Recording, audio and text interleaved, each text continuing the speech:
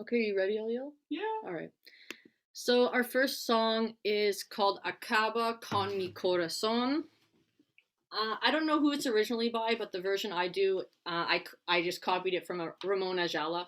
I don't know if he originally sang it or not, but this is the version I do.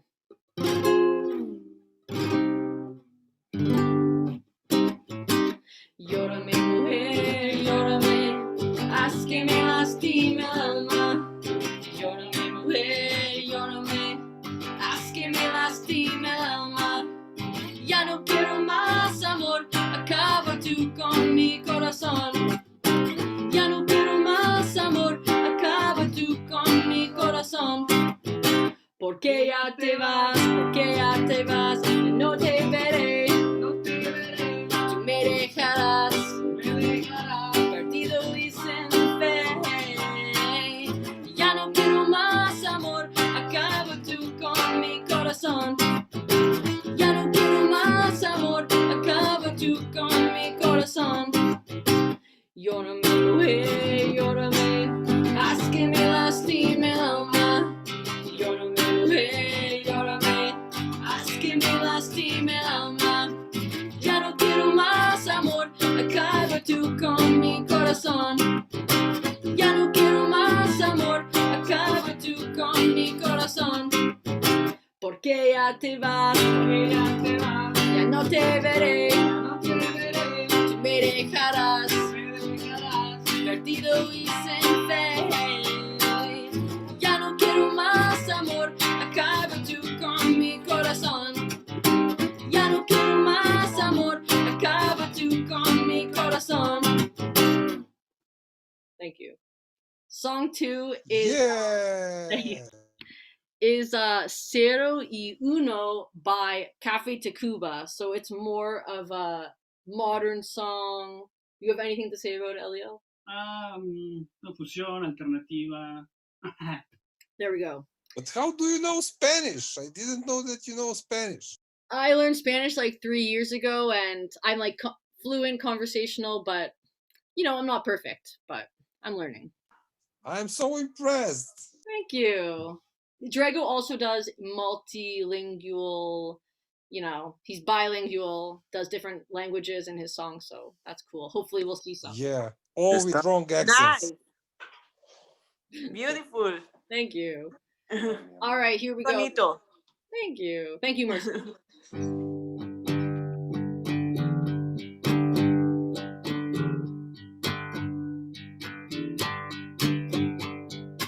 Para poder llegar,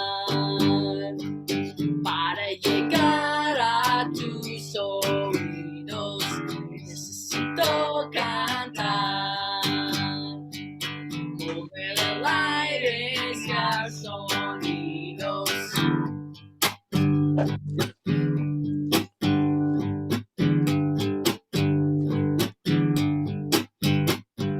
Para poder llegar, para llegar hasta tus ojos, necesito viajar, perder el alma en una foto, podrá no existir,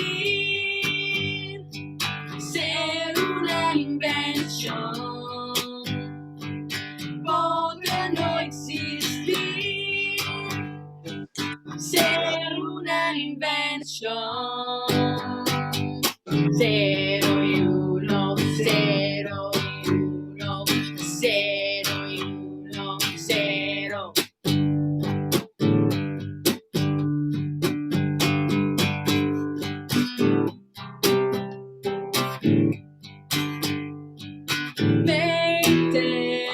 Tendrás que tocar sabor a meia.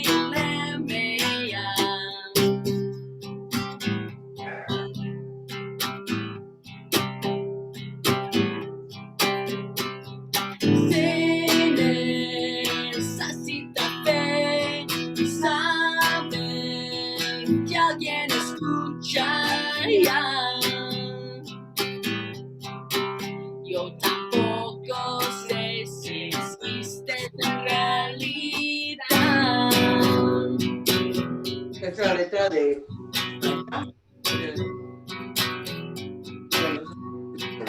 Para poder llegar a tus oídos, Nuestra rolita para nace. poder llegar hasta tus ojos, para poder llegar hasta tu boca, para poder llegar hasta tu olfato, para poder llegar hasta tu tacto. La única forma es hacer el viaje hasta donde estás tú. Thank you. We just learned that like 2 weeks ago, so. Yeah. Thank you. All right, our final one is a classic, and we wanted to do this for the holidays because hey, we gotta do a holiday song, right?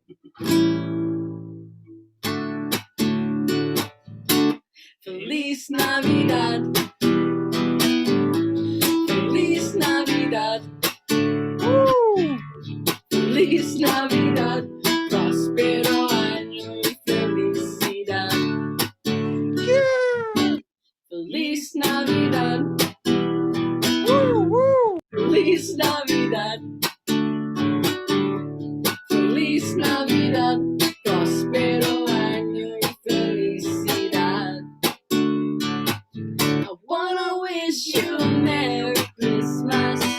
I wanna wish you a Merry Christmas. I wanna wish you a Merry Christmas from the bottom of my heart.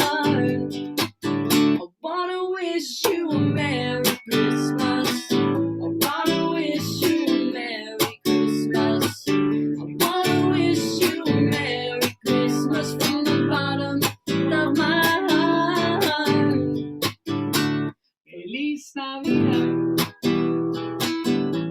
Feliz Navidad, Feliz Navidad. próspero año y felicidad. Feliz Navidad, Yahoo! Feliz Navidad. Feliz Navidad, próspero año y felicidad. I wanna wish you a Merry Christmas. I wanna wish you a Merry Christmas I wanna wish you a Merry Christmas. from the bottom of my heart. I wanna wish you a Merry Christmas. Wanna wish you a Merry Christmas. I wanna wish you a Merry Christmas from the bottom of my heart. Feliz Navidad. Feliz Navidad, Feliz Navidad, próspero año y felicidad. Feliz Navidad. Feliz Navidad, Feliz Navidad, próspero año y felicidad. Yeah. Hey, so thanks so much for listening, and that was Hey, we felt the power with Ellie singing with you. That was amazing. you could hear him, right? Yeah, no, it added great texture to the songs. That's great. Thank you. Felicidades. Thank you. Felicidades. Gracias, gracias. Come here. Hermano. This was the Yeah. Feliz Navidad. Yeah. Abrazos. Abrazos. Abrazos. La poeta Metzle. Luna. Bueno. 777 nubes te esperé para ver el brillo de tus ojos.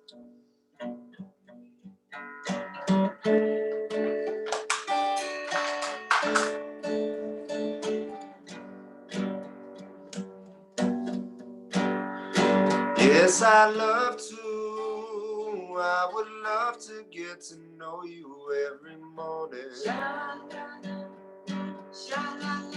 And I would love to, hey, I would love to give into impulses warring. But then I'd hate to, I would hate to see you saddened by the window. Because I love you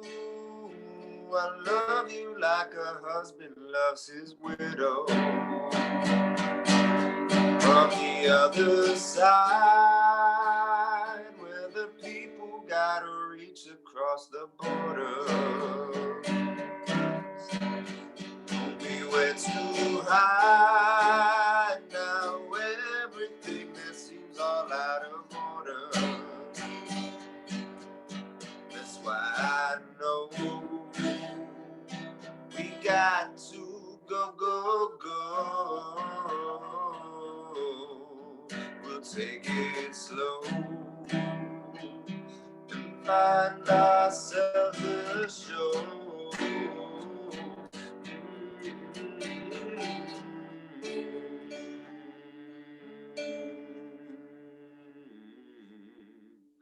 Mi amor, por favor, esta Navidad me gustaría un poquito de poesía de ti. Uno para la gente. Uno para la gente. One time for the people. Bueno, ojalá que en este nuevo año recorramos muchos lugares y este va para todos los que nos gusta viajar y recorrer. Cuando tus pies tocan las piedras frías de un río, el pasto bañado con gotas de rocío, la arena movediza de una hermosa playa, el terreno árido de una superficie deshabitada, puedes decir que tus pies han caminado lo suficiente para declarar, he vivido. Gracias. Gracias. I'm gonna do a little rap that I'm working on right now. I'm writing a story about a boxer, a human being, an artist, and a lover named Lucky Leone. And this is a little rap that I made, and it's called Journeyman. If anybody doesn't know, a journeyman usually refers to a boxer and his ascension from being a contender to a champion. All right, goes. Journeyman, chip too sick to his stomach. Always on the move, feel he's gotta prove something. Lost in a play, know his day been coming. Gonna be champion, making gold out of nothing. Fights with the hope of a million souls starving. Busted up his lip, bloody spits in a bucket. Hungry for the chance at a true superstardom. Tired eyes from a night of 1,000 no troubles. Hate in the stare of a pale-faced cracker. Always in the way of the will of a master. Carrying a bag on his back full of rubble. All they really wanted from him was to move a little faster. Strapped with the odds of a racehorse junkie. Celebrated in the heart of an age-old flunky. Monkey wrench in his plans. Packing grease can he stick and move, man. Feeling all froggy. Tupperware leaking full of chicken marsala. Black eyes swelling when you down, they never holler. Grabbing up a punk by the motherfucking collar. Let it go, keep it pushing, another day, another dollar. If he gotta do it, he gon' break a fucking boulder. Lift the shit up on the back of his shoulder. Bench press stress, gotta get him off his chest. Getting stronger and stronger every day he grows older. Hard times living in the heart of the squalor. Chain smoke lingers on the breath of his mother. Rope skip tricking, sounding like a stutter. School of hard knocks, baby, yeah, that be the alma mater. Shadow boxing fear, all to keep him out of trouble. His lady caresses stubble when his thoughts get muddled. Stepping into the ring and his feet start to shuffle. Now he's gotta lay you down in the name of the Father. Thank you.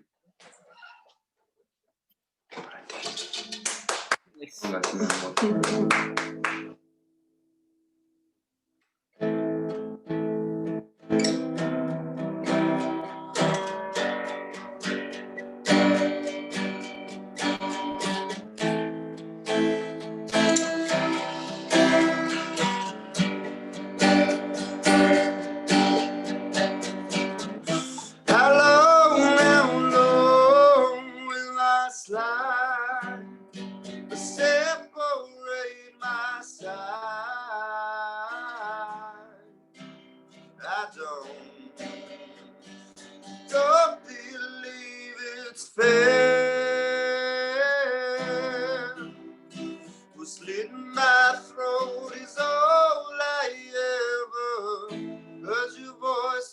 photograph. Thought it all been brought up the past. Once you know you can never go back, I gotta take it on the other side. The centuries I wasn't meant to meet. The cemetery where I buried the sea. The strangest thing I never changed my mind. I gotta take it on the other side. Take it on the other side. Take it on. Yeah, take it on. How long will I slide? Separate my side. I don't believe it's fair. Was slit my throat is all I ever. Threw my life into a paper cup. The ashtrays full and I'm spilling my guts. You wanna know, am I still a slut? I gotta take it on the other side. The Scarlet started and she's in my bed. The candidate for a soulmate bled. Push the trigger and I pull the thread. I gotta take it on the other side. Take it on the other side. Take it on. Yeah, take it on. How long will I slide? Will separate my side. I don't believe it's fair. Will slit my throat is all I ever had.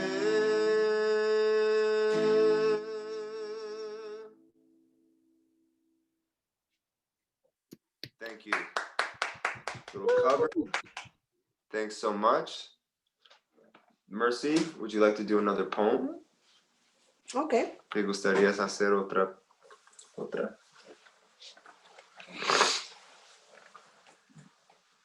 Si el mañana me dejase volver a empezar y se revelaran mis más profundos sueños, anotaré cada sílaba de esa mirada de esperanzas, porque de la forma que me duermo es mi despertar.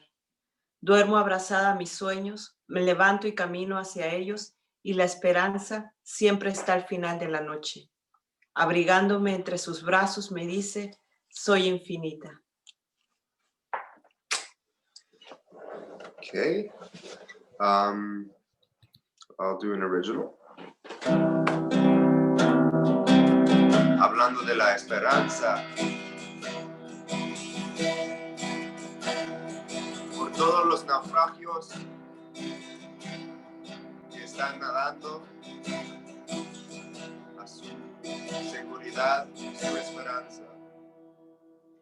Too far to reach what you're reaching for, and there's no use to teach all you knew before. They don't know you at all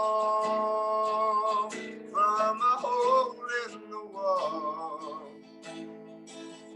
'Cause it's too hard to say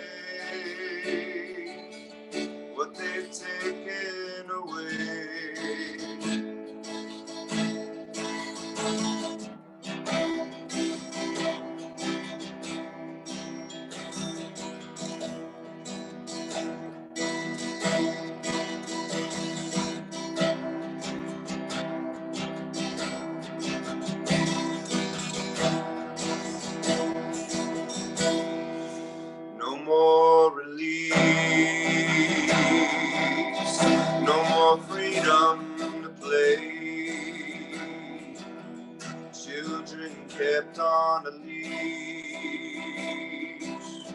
Mothers hoping they'll stay far away from the street, where they won't be dismayed, 'cause it's harder to breathe where they don't clean your cage.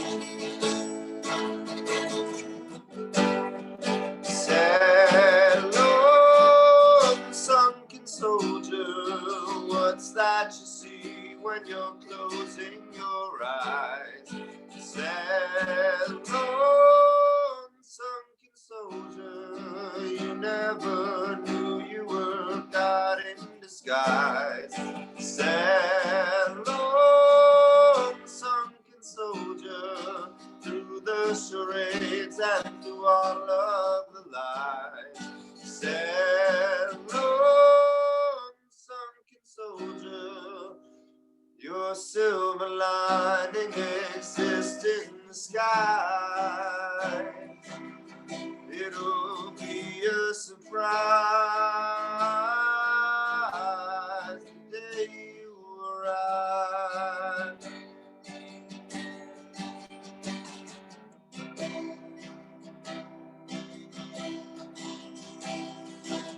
Está otra poesía.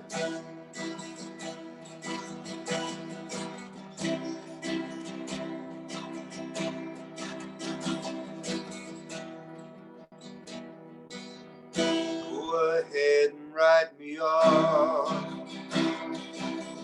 Do not let me redeem.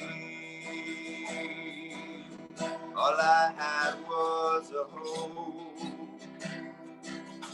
All I kept was this dream. Sail away on a boat, float about on a stream, to where they do not revolt, where they dare not demean.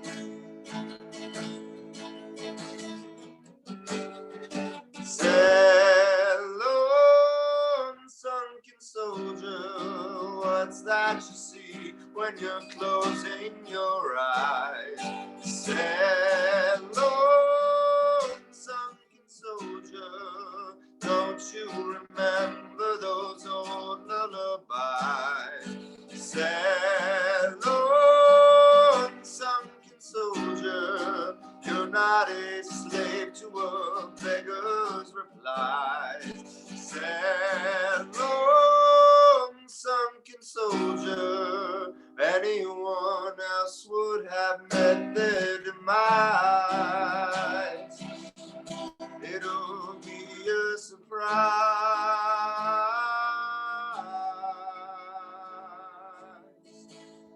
the day you arrive.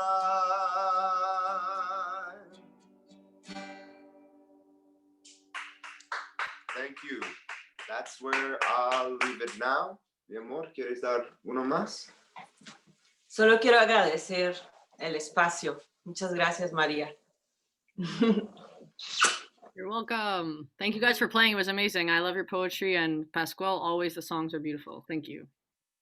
Thank you. All right, disclaimer for the recording, this may be a train wreck, so. All right, let's go. Go for it.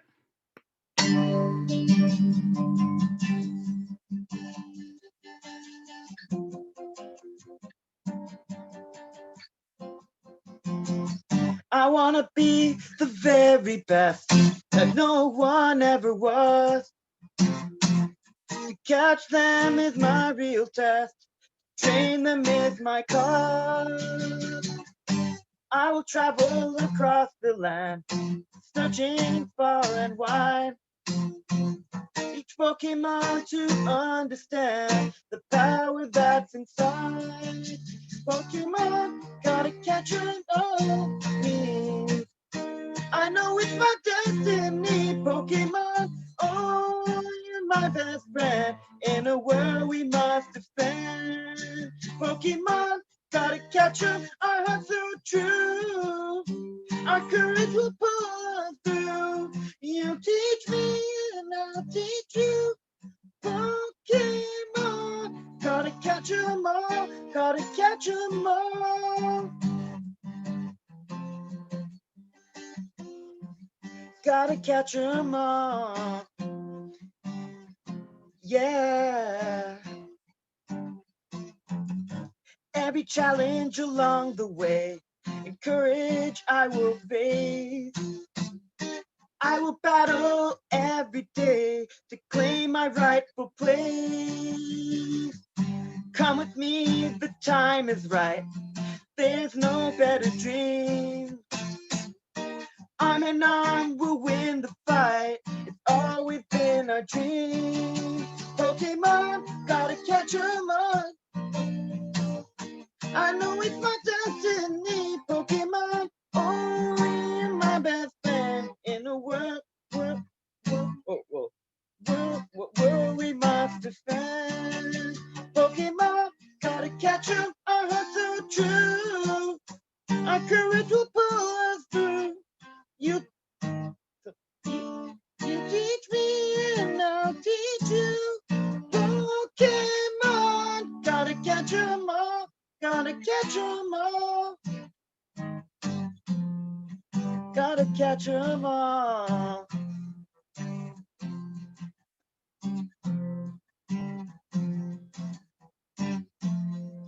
Gotta catch 'em all. Whoa. Ah. Oh. Gotta catch 'em all. Yeah. Or well, D, oh, E, B flat.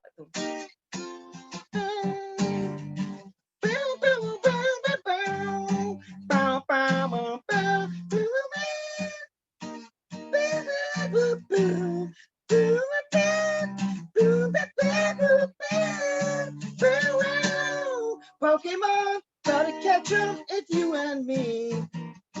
I know it's my destiny, Pokemon. Oh, you're my best friend in a world we must defend. Pokemon, gotta catch 'em, our hearts are true. Our courage will pull us through. You teach me and I'll teach you. Pokemon, gotta catch 'em all, gotta catch 'em, gotta catch 'em, gotta catch 'em all. Pokemon.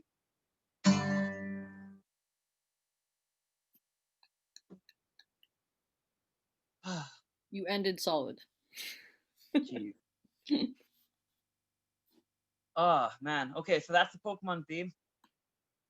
All right, so where do we go from there? We already went through we actually went through the most popular franchise of all time, the highest grossing franchise of all time. Now that we're done that, I think we're gonna move to the most goated anime in all of anime. You know what? Type in the chat. No, anime. We're not talking about westerns. We're not talking about space west. Yeah, there you go. Dragon Ball. Okay, so which one should I? Mystery. Oh, you know what?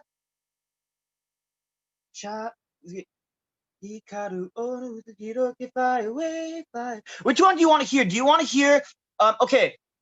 Which type in the comments. Which theme do you want to hear from? The original Dragon Ball theme, Dragon Ball Z, Dragon Ball Z Kai, Dragon Ball GT, or Dragon Ball Super? Okay, so we got Z. All right, we got Z. Just Z. All right. That's just me. I just like that's the one I know.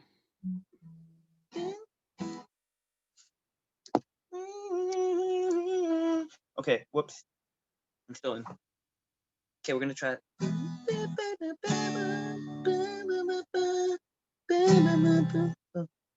Then it goes.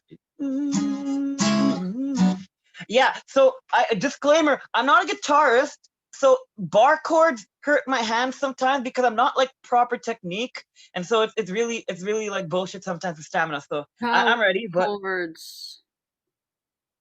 Which power chords are like your best friend if bar chords are hard. That's what you gotta do. I know, but I'm not I'm also not like that accurate on guitar where like I haven't practiced power chords like metalheads can. Like so it's like I don't have that same. I should work on it, to be honest. That's a good idea to work on it. All right, so all right, I'm gonna try it in the original key. You know, but also so the recording will be not on the video. I'm gonna pull up the lyrics actually, because like I don't want to I don't want to butcher this one. This is one of those which is like a sacred anime, which is DBZ Chala Head Chala. No way.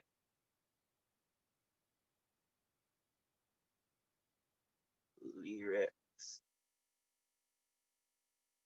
Okay. Can you guys see hear? Yeah, we can hear you perfect. Good. Perfect. Okay.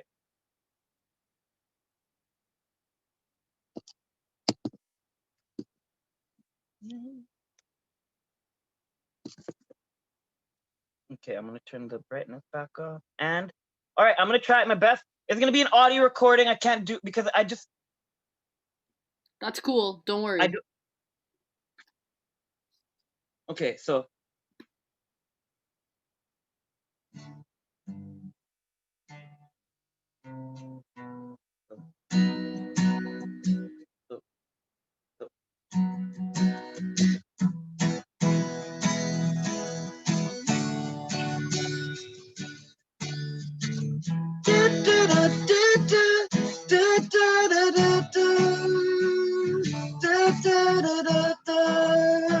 Sparking!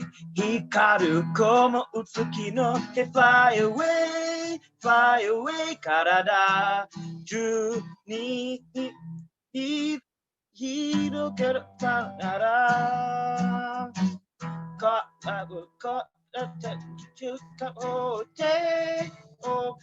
Kazan o bakuhatsu saseru. Toketa kori ga nai ka ni to kiyoru ka ita ita ni ita ne. Whoa. Oh, there. Chala, hechala, nani na okite mo bimuna, renu gana kapa. Chala, hechala, muge, mune ga pachi pachi baruto, toroke, genki, genki dama chala, hechala. Ikan uruto asetore como ay ay ay ay ay sparking. Or,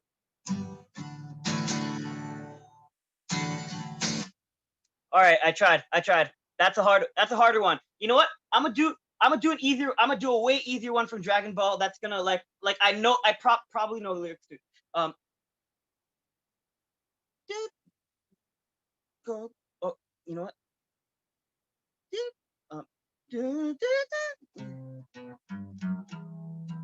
D.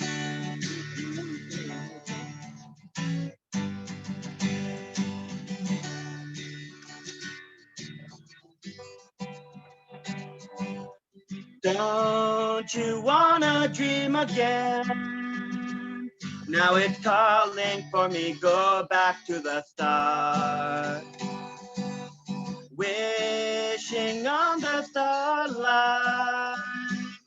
In a sky, let's paint the door for tomorrow. Just step on the new stage, don't be shy. Gonna take the challenge of God. You're that more that dynamic, let's go. You're that more that dynamic, let's go. Go, knock it up. Whoa. 負けると強くなる身の程知らず wa Kokai toka genkai toka nine more. Yo, that's more, that's dynamic, let's go. Oh, whoa. Oh, go, that's more, that's dynamic, let's go. Whoa. Ah, fuck, where's that chord? Look. Ah, there you go. So, yo, that's more, that's dynamic, let's go. Go, dai panic, market, go. Suya kunado. Ni no horo, shirazu ni wa. Kokai, kokai, genkai, kokai, nai mo. Go, just dynamic, let's go. Yes, let's go. Yes, keep on going. Power pumping up. Something greater waiting, not so far away.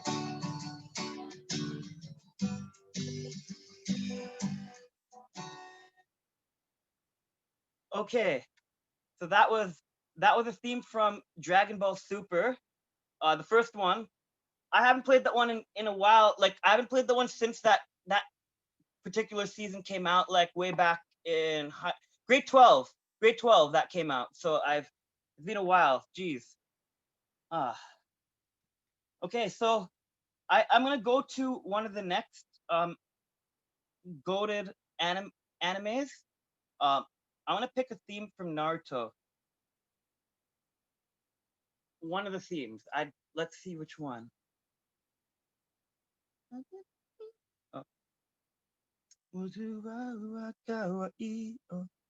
Okay.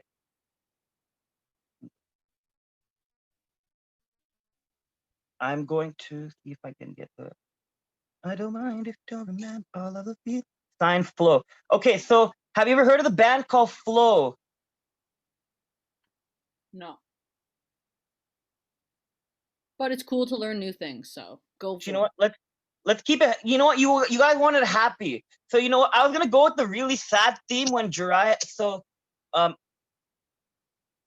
two of the main characters, Itachi Uchiha and Jiraiya, who is the Naruto's master, both died in the same arc. That is Sasuke's brother. So it's the main antagonist's brother and the rival's teacher died. We're not gonna go with that song because you guys also, I kept reading in the comments, you guys want a happy thing. So I'm gonna, oh, Jody spoilers. No, it can't be spoilers. It's been 10 years, man. Read the manga. It's been 10 years. Get over it. It's been 10 years, Jody. Come on. It's been 10 years, dude. Okay, so I'm actually gonna go with the happy theme. Right at the beginning of the Chunin exams, I believe this was or this could have been the Sasuke retrieval arc, actually, one of the two. I'm gonna play Fighting Dreamers by Flo, or it's called Go by Flo, but also known as Fighting Dreamers. Romanization. Okay, so.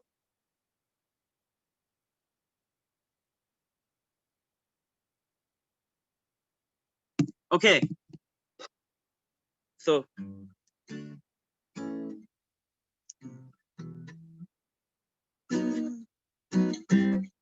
So.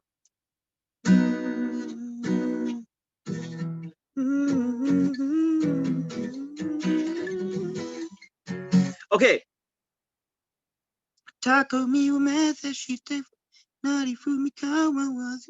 Okay, ready? Okay, again, this is a challenge for me. I don't usually sing in other languages and stuff. So yeah, here you go. That's why I need the lyrics, because I don't want to bastardize the language and somehow summon demons and shit. So like, you know, you don't want to bastardize somebody else's language and summon demons accidentally. So I'm gonna actually put the lyrics page so we don't get like another freaking 50 years of COVID. All right.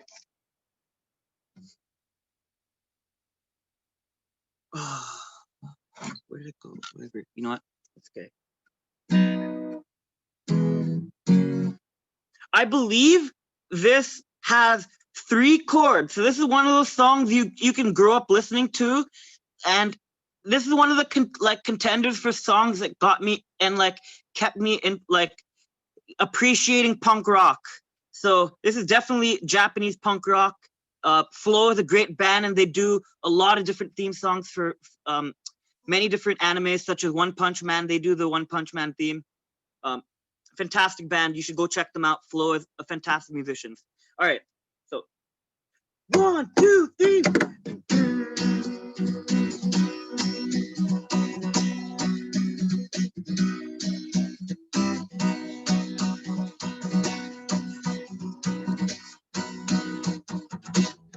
We are fighting dreamer. Takumi umeseshite fighting dreamer. Nari Fumikama was a fighting dreamer. Shirika mama ani oli oli oli oli. Just go my way right now. Burn, boot beneath like a drunken runner right here, right now. Burn, boot together, got the fire right here, right now. Oh, fire right here, right now. Kawashi should actually got it on. He told no cheese got it. He could go kai, go the kai, so cool. God as the guys of little. Uba, Sabadita, Saga, Sako, go, no, Sako, no, Sako, no,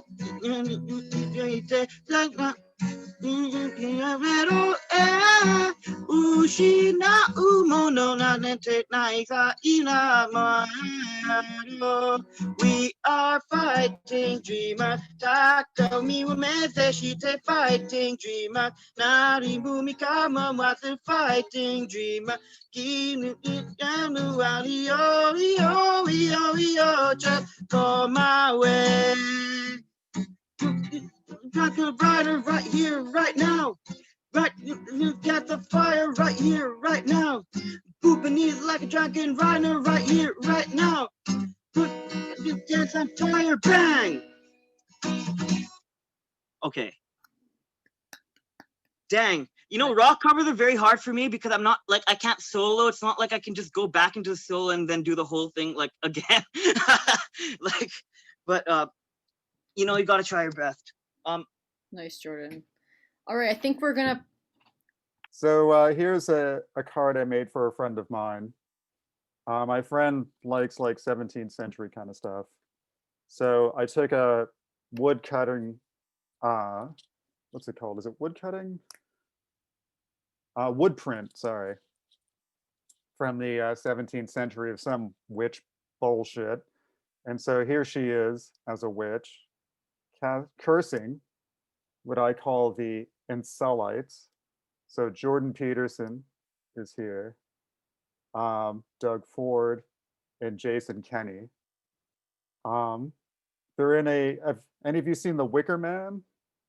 Anyone know what I'm talking about? Okay, Yeah. So this is a wicker Krampus. So are you all familiar with Krampus? Yes, no? Yes, I Oh, know. okay. Yeah. So I didn't know what to do with the arms and legs, so I just put the Conservative Party's manifesto in one arm, 12 rules for life in another arm to be burned. And then this is just a scroll that says respect for taxpayers, because that's all I remember Doug Ford saying. Or maybe it was Rob Ford. I mean, they're all the same to me. So here's her partner in the background, and he's setting Krampus alight. At the bottom, it says Gruß von Krampus, so like greetings from Krampus. These are supposed to be birds, in case you're wondering. Here's her cat, Mozart, who initially was helping to curse these incels.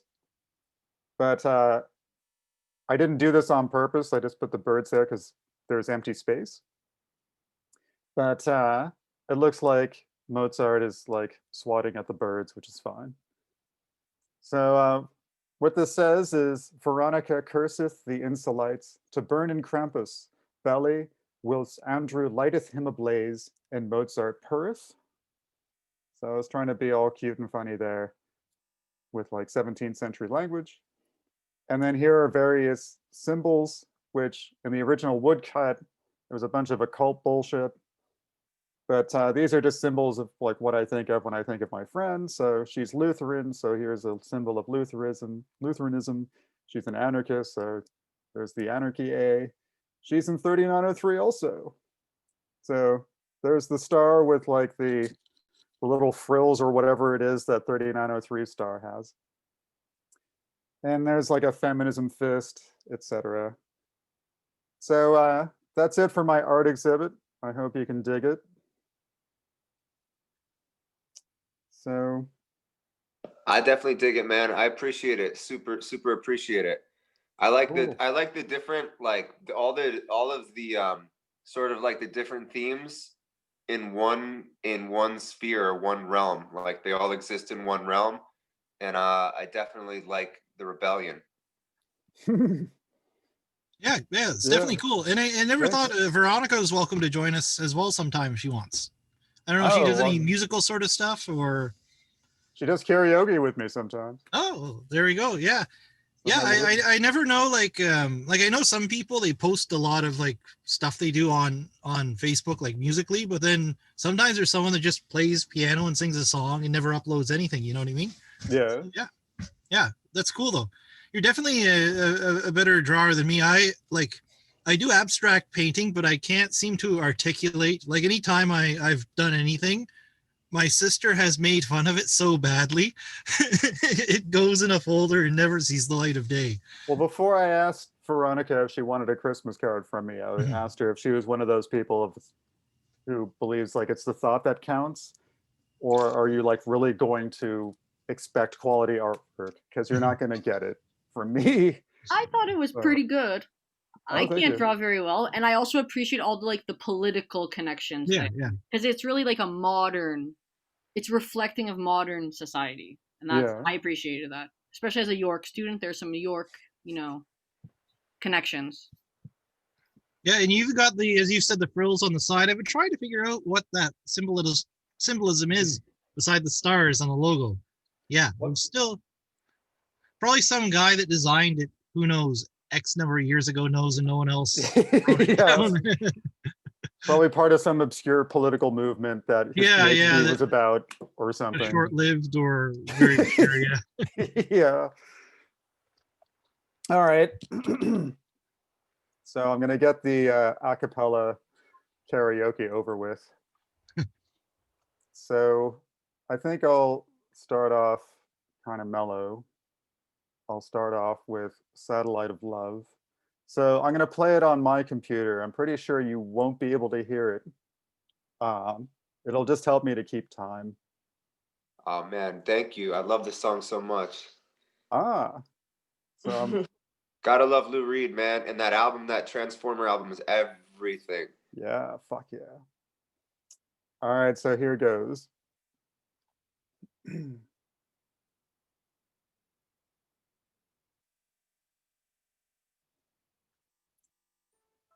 Just as soon as the ad on YouTube goes away. Satellites gone up to the skies. Things like that drive me out of my mind. I watched it for a little while. I like to watch things on TV. Satellite of love. Satellite of love. Satellite of love. Satellite of. Satellites gone way up to Mars. Soon it will be filled with parking cars. I watched it for a little while. Love to watch things on TV. Satellite of love. Satellite of love. Satellite of love. Satellite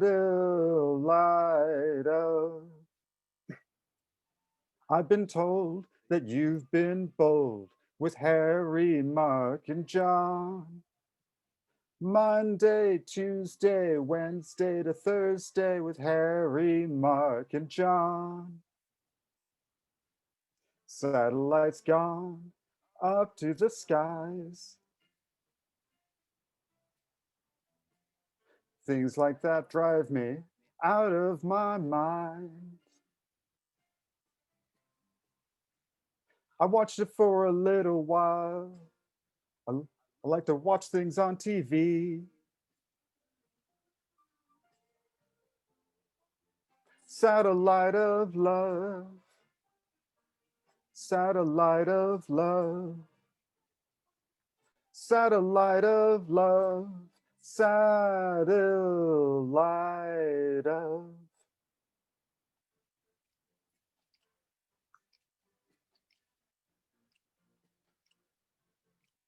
Satellite of love. Satellite of love. Satellite of love.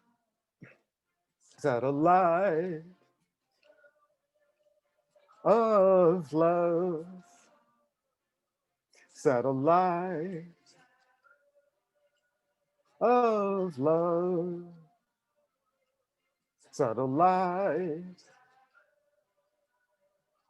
of love. Satellite of love. Satellite of love.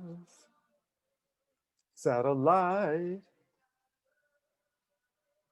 of love. Satellite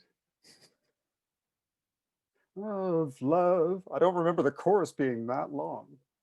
So now, Maria, now that you have heard my golden voice, perhaps you'll feel more inclined to join me on Bohemian Rhapsody? No? You can try, but I'm telling you, I'm pretty bad at this. Well, But we'll follow you. ah. But Well, you I got could do. Actually, I'll leave it up to Jody. Do you want to hear Bohemian Rhapsody first, or do you want to hear London Calling?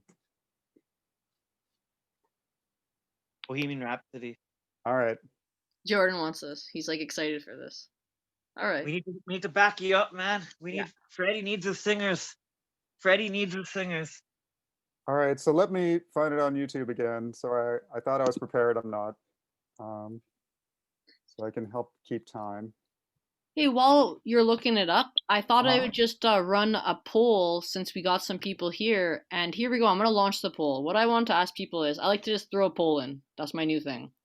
Should we have a feature act starting in January?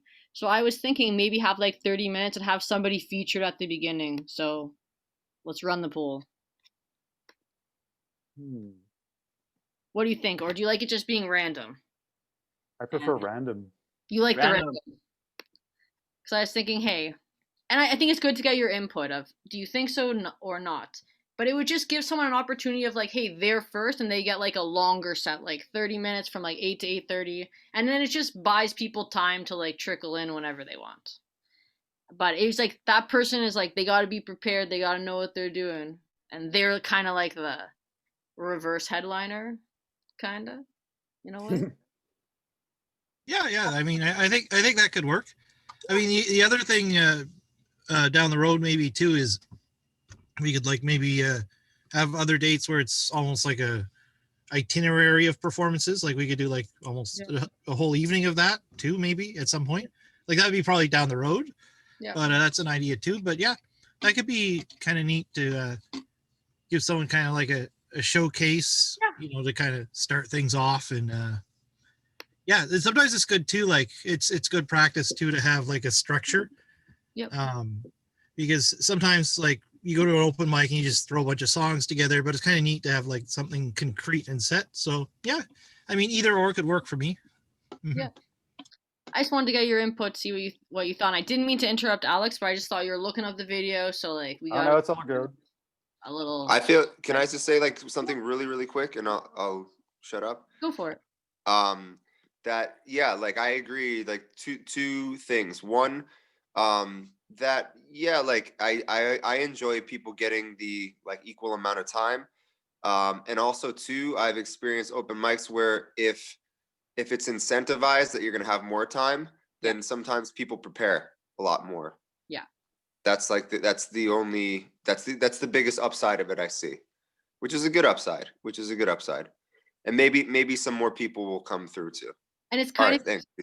it's kind of exciting to be featured. Like whenever I would do an open mic and it's like I'm the feature act, it would be like, okay, I have a performance, and it's like more pressure, but it's exciting. Versus just playing the open mic, it's like you're the feature act. But yeah, I agree with Pasquale. It's like it puts something behind it, and maybe other people will want to join because they could be featured, right? But hey, it looks like the poll here, end poll. We got one person who says no, but 3 people who say yes, which is fair. Hey, you can say no, you can say yes. But it looks like maybe this will be something for January that we can consider. That's a possibility. And, it could be a trial. It could be like, hey, let's try it for January. If everyone hates it, we don't have to do it, but maybe it'll work. Who knows?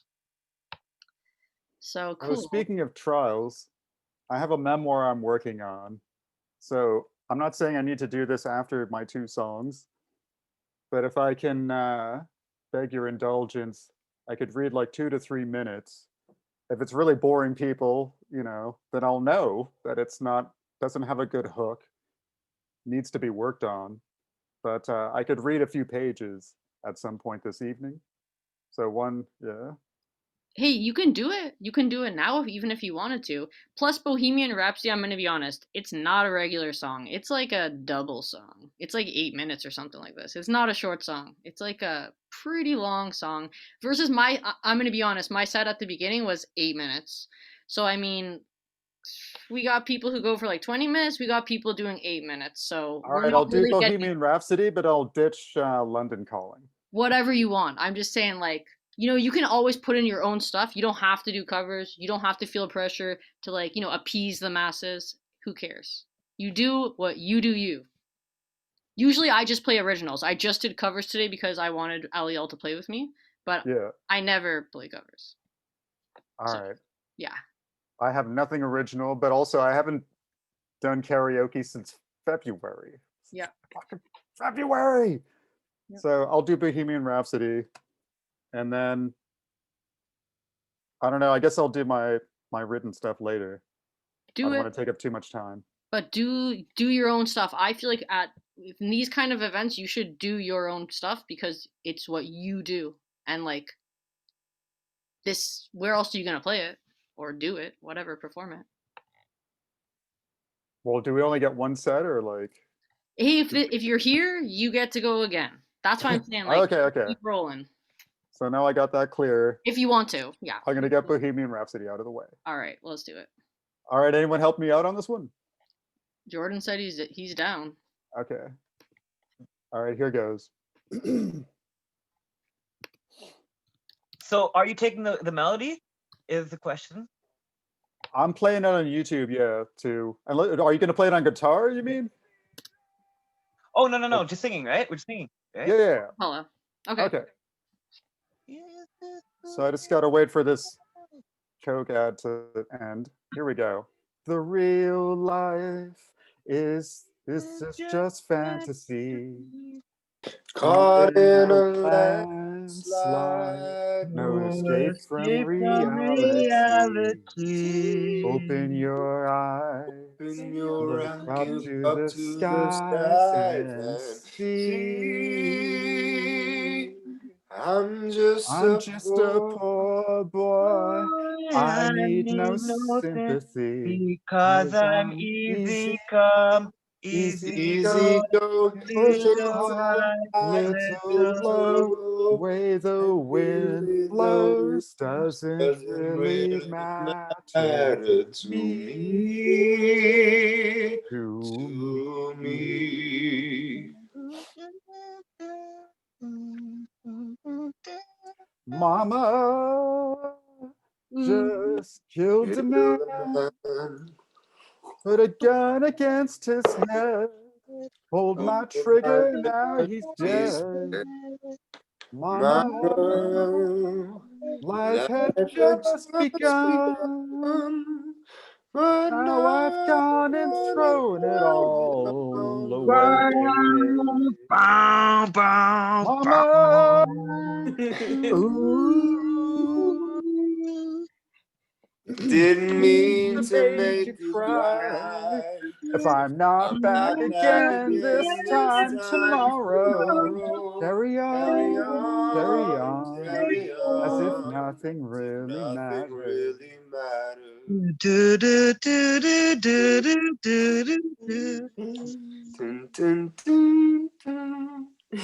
Dun, dun, dun, dun. Too late, my time has Time has come. come. Shivers down my Shivers down my spine, spine. body's Body's aching all aching the all the time. Goodbye, everybody. everybody. I've got I've to got to go. go. Gotta leave Gotta you leave all you behind all and behind and face the face the truth. truth. Mama, Mama, ooh, I don't wanna die. Sometimes wish I'd never been born at all. All right, so this solo might take a while.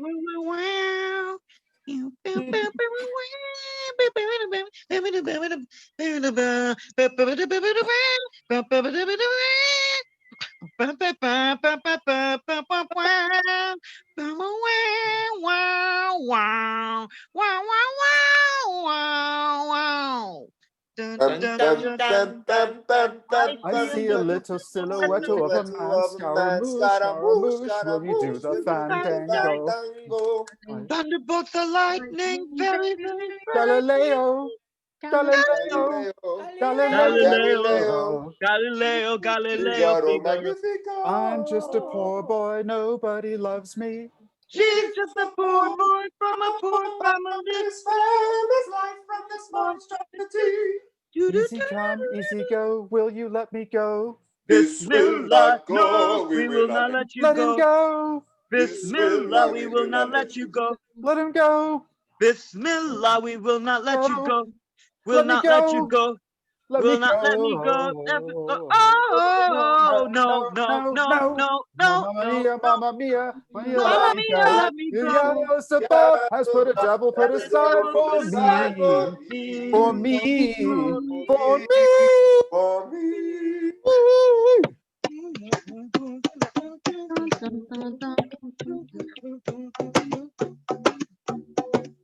So you think you can stone me and spit in Spit my in my eye? eye. So you think you can love me Love and me leave and me leave to me to die. die? Oh, Oh, baby, baby. can't Can't do do this this to to me, me, baby. baby. Just gotta Just get gotta get out. out. Just gotta Just get gotta right get out right of out of here. here.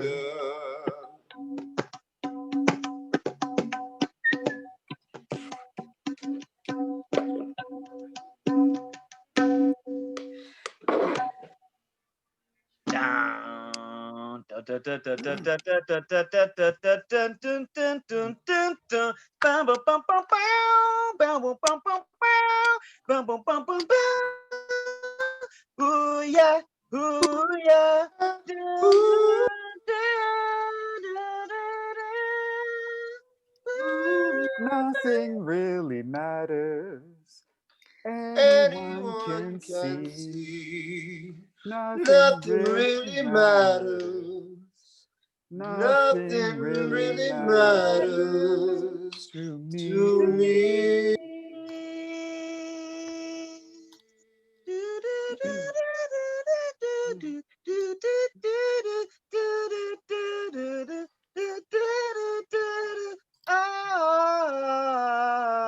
Anyway, May the the wind wind blows. blows.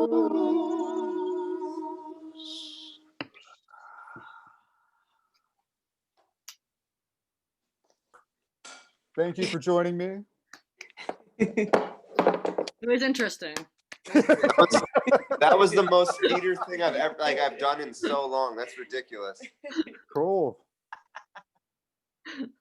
All right, I think that's it for me for a while. That was great, man. That was Dude, I kind of awesome. want to hear no, at this point, I kind of want to hear the London Calling, to be honest. Hey, All right, for Jody's Butterfly. sake, I'll do London Calling too. this is Jordan. Sorry, Jordan. Sorry, I just met everybody tonight. Yeah. Except for Oh, Kate dude. and Maria. Yeah. 2 Hey, years we're ago. friends now. Yeah, cool. Friends. All right, I'll do London Calling also. Yay. Just a second, I gotta find it.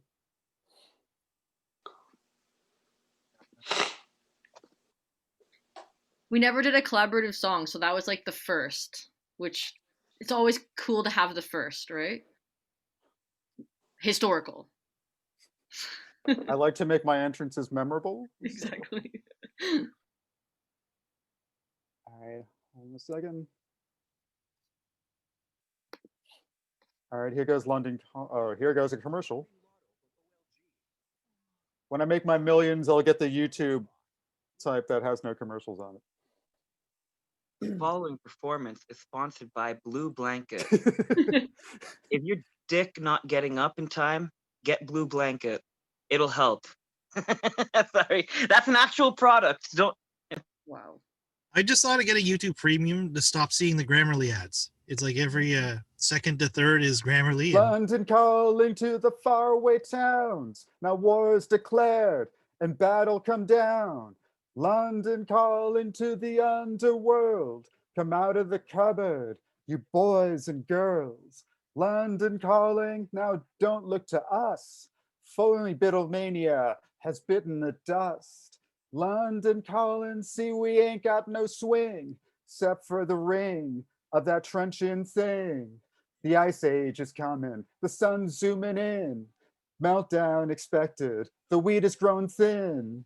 Engines stop running, but I have no fear, 'cause London is drowning and I live by the river into the imitation zone. Forget it, brother, you can go it alone. London calling to the zombies of death. Quit holding out and draw another breath. London calling, and I don't want to shout, but while we were talking, I saw you nodding out. London calling, see we ain't got no high, except for the one with the yellowy eyes. The ice age is coming, the sun's zooming in. Engines stop running, the wheat is growing thin. A nuclear error, but I have no fear, 'cause London is drowning and I live by the river. Woo!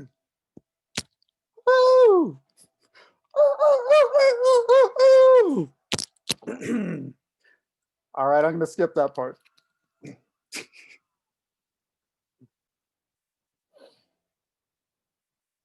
Now for the solo.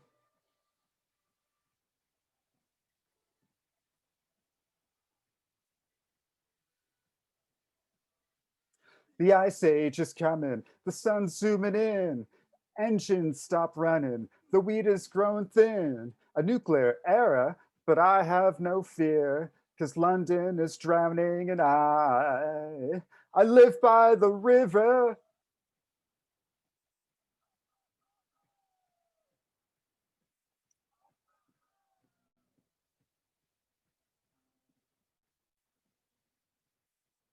Now get this. London calling, yes, I was there too. And you know what they said? Well, some of it was true. London calling at the top of the dial. And after all this, won't you give me a smile? London calling.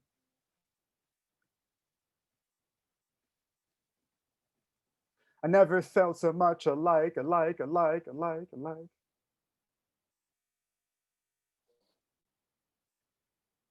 All right, my roommates will be happy that that's it for me for a little while.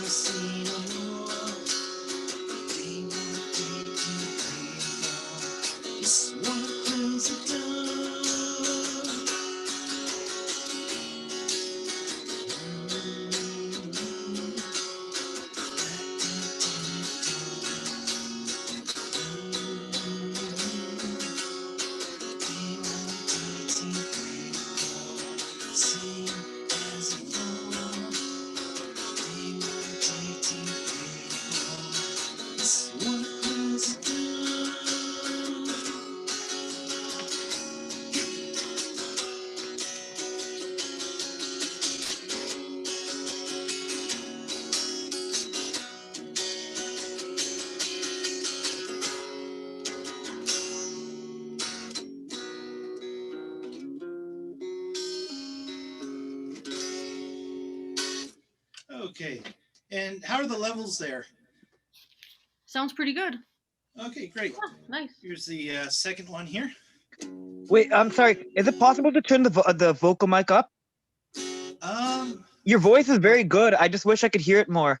Yeah, let's see. I could turn the gain up for the mic, I believe.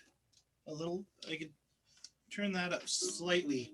That's a little louder. Actually, I think I sing this one a lot louder anyway, so it should be easier to hear nonetheless. So we'll give this one a shot. Sounds good. Thanks.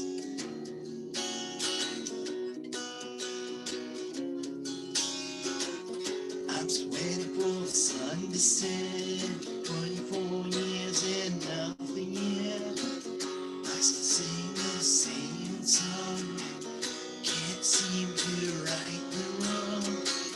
I don't want to be upset in a world I can't forget.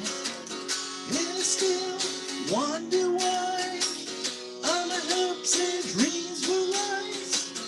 Once tried to take a stance, but I never stood a chance.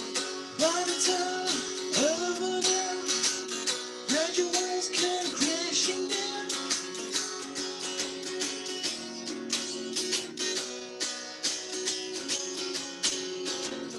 Like a time place never been, searching for a friend never seen.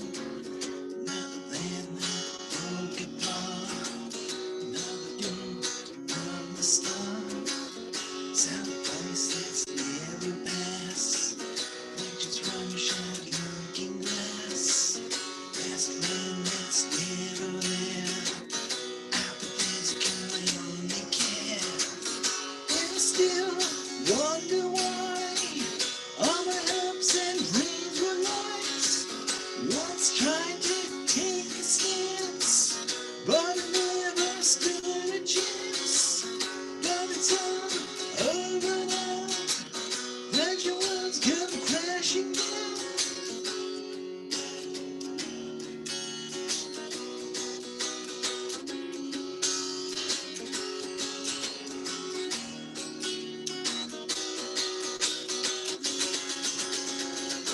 And I still wonder why all my hopes and dreams were lies. Once tried to take a stance, but I never stood a chance. But it's all over now, let your walls come crashing down.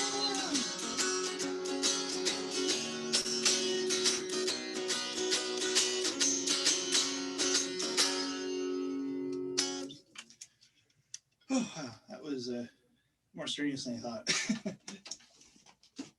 Okay, and I got, I think, one more here.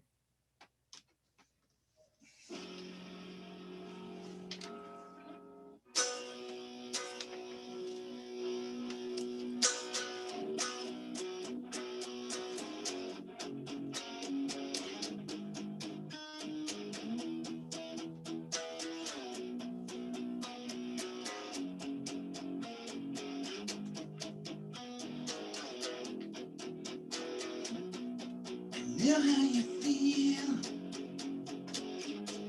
seems surreal. I can't help myself. Feel like someone else. The days go by. We live through lies, lies, lies. Another day, another night, another year. Oh,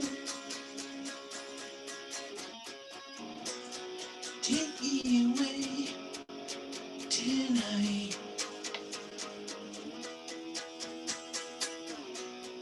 Let's go somewhere far out of sight.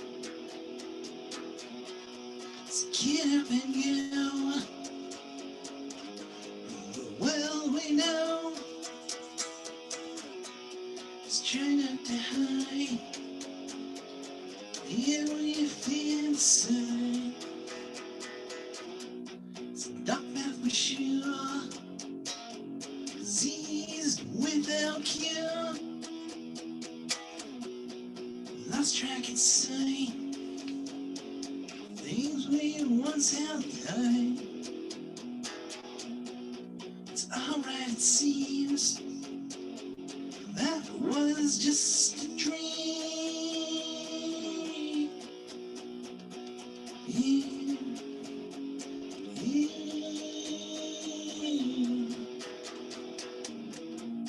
Another day, another night, another fear. Oh, take me away tonight.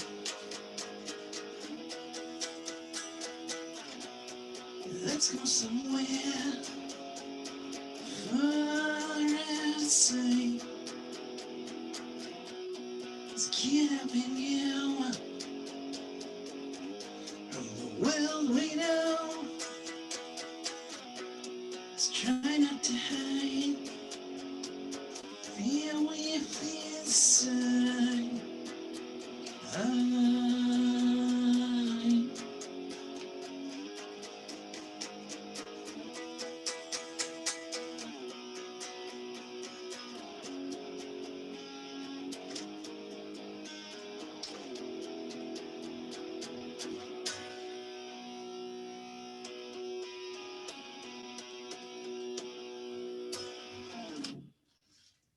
Okay, thank you.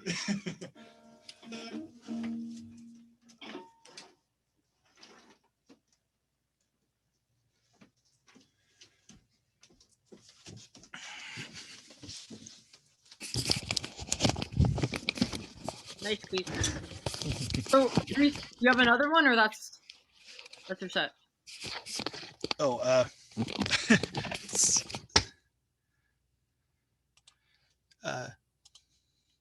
3 songs? We are the tiger. All right. I played the song last time. I explained a little bit about it, being that it was inspired by this book written by this Palestinian author who was talking about his experience of his village being occupied by Israel when he was a child and the hardships that him and his family faced, and a little bit too of just like things that I've seen in my experience with how people of color are treated in the United States. And Mercy has a poem, and we're going to combine the two into a song, because apparently music is music and poetry, and that's how like music is made. So without further ado, this song is called When I Was 10, and Mercy's poem is called Bilim Bilim. Plantamos flores. Plantamos flores. It's a word. It's bilingual.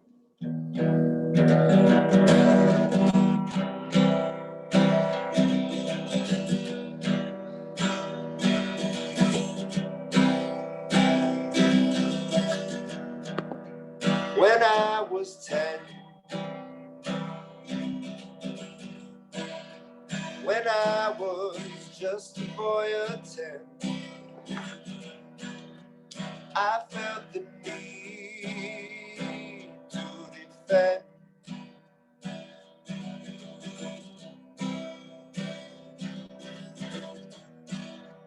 When I was 10,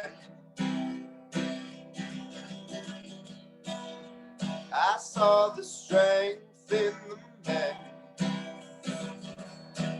and I knew just what I would do.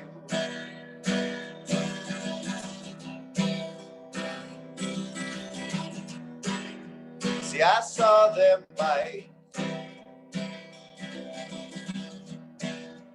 when they would gather at night, all of them ready to fight.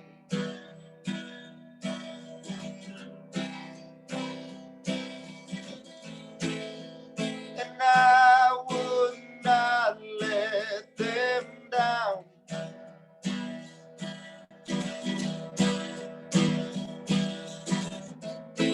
They burned our buildings to the ground.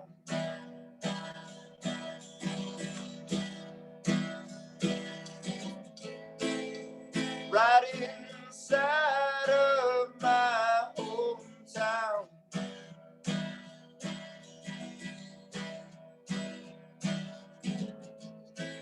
The victims did not make a sound.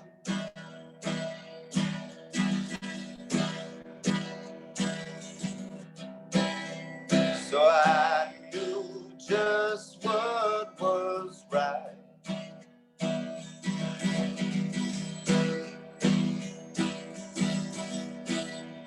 When I was 12,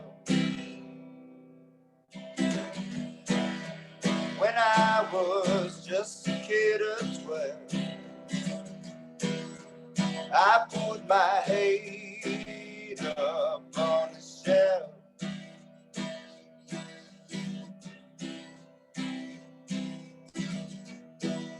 Till I saw some men,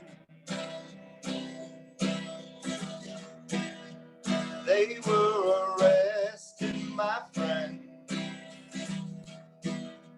Their mothers pleaded for them.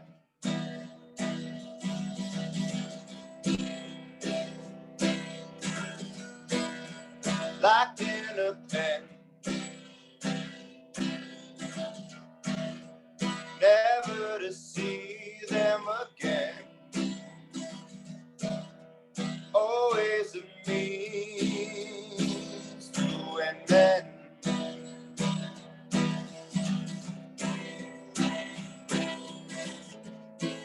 We took up space inside their head.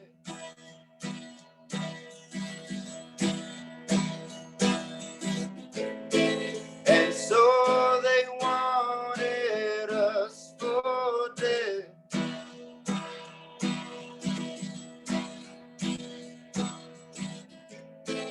They even took what deadly bread we had.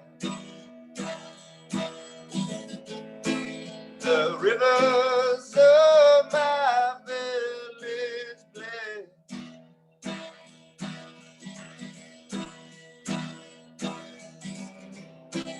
Their hands and faces stained with red.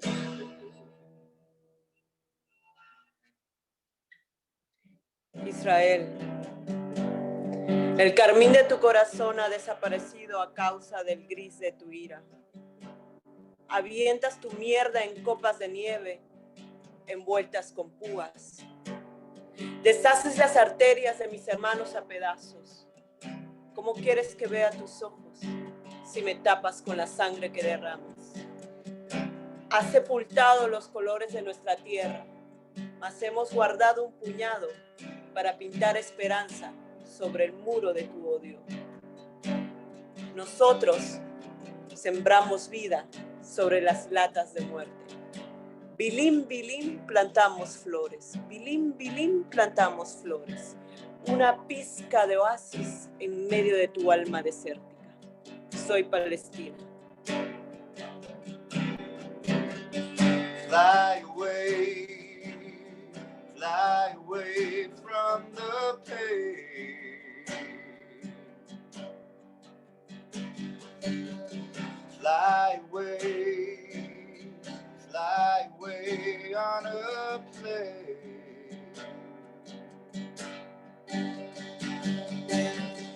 Fly away, if it all could be saved.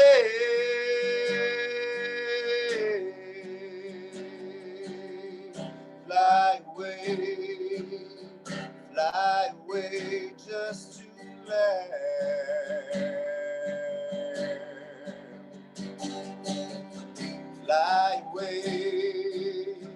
Fly away, 'cause we can.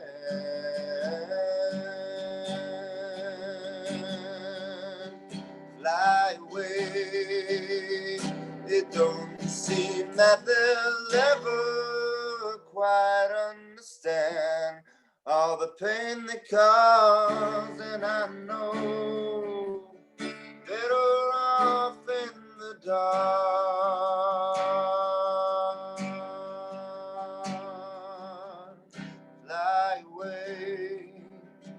Fly away, 'cause I can.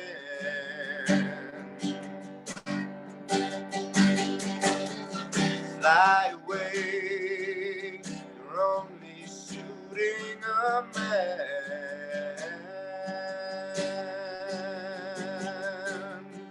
Fly away, don't have no other plan.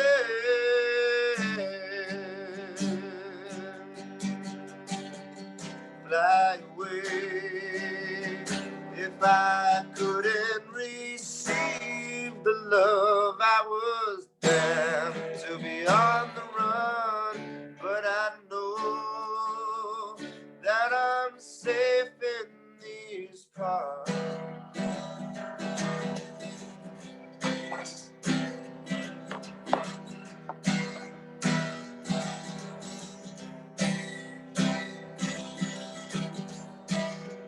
When I was 23,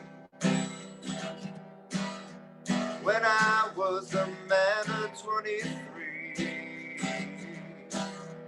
they came looking for me.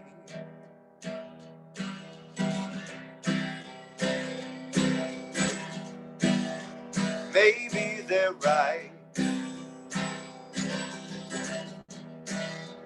when there ain't no hope inside. I shut my eyes for the night.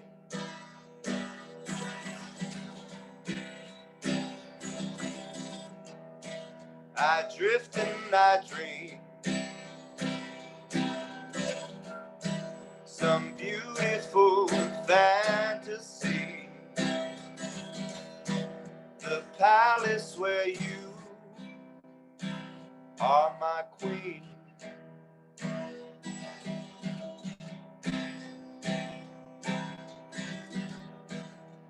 I feel serene. I breathe in everything. Your eyes are the last thing I can see. Demos agua a la voz y cosecharemos libertad. Amen.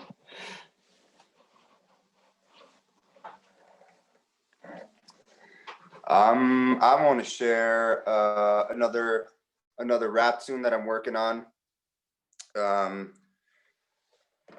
It's about good things to come, and it's a bit explosive. So here it goes. Live on stage, young bulls full with rage. Time to spit what's on this page. Start burning the sage. I've been scribing this shit for days, laying up in the cave, ready to rip off the masks in this masquerade. Now, I'd be lying if I tell you that I didn't pray for the wisdom and the guidance just to get through today, for the strength and skill to keep my adversaries at bay. I'm truly happy as a motherfucker. God don't play, and I'm his chosen golden boy, a natural born leader, legend frozen in time like Leonardo or Caesar. I was actually considering giving rappers a breather, but this family's hunkered down, hugging close to electric heaters. You live and leave it to beaver. There's children stuck at the border, lies that we've digested in piecemeal from reporters, foundations with no consistency, missing some mortar. Never taking real action, just camera phones and recorders. Raising our sons and daughters in fear of impending slaughter, but the store's still open like selling soap to a hoarder. Prostituting the people for profit, the long and shorter, and eviscerating hope for the new world order. It's over, I'm holding feet to the fire this fucking season, sequestering cocksuckers for selling out and for treason. Can't let our only home fall victim to wicked demons. You're going out just how you came in, kicking and screaming. The future is upon us. It's all here. 2021, it's a brand new year. Kicking in door hinges and busting shots in the air. Mauling motherfuckers like a grizzly bear. I said the future is upon us. Come take a look. The people rising up. The story read like a book. The energy we bringing is making them real shook. Keep your eyes wide open or get dropped from the hook. The future is upon us. It's all here. 2021, it's a brand new year. Kicking in door hinges and busting shots in the air. Mauling motherfuckers like a grizzly bear. Yeah. Peace. A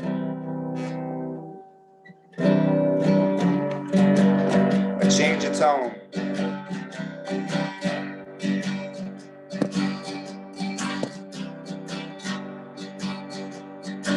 Change of energy. And a change of luck. Let the good times roll. Let them roll. Let the good times roll. Let them roll. Disregard those little marks against your soul. It's a matter of opinion. What is gold? Let them go. Let them roll. Let the good times roll. Please let them roll. You can't undo this here thing called rock and roll.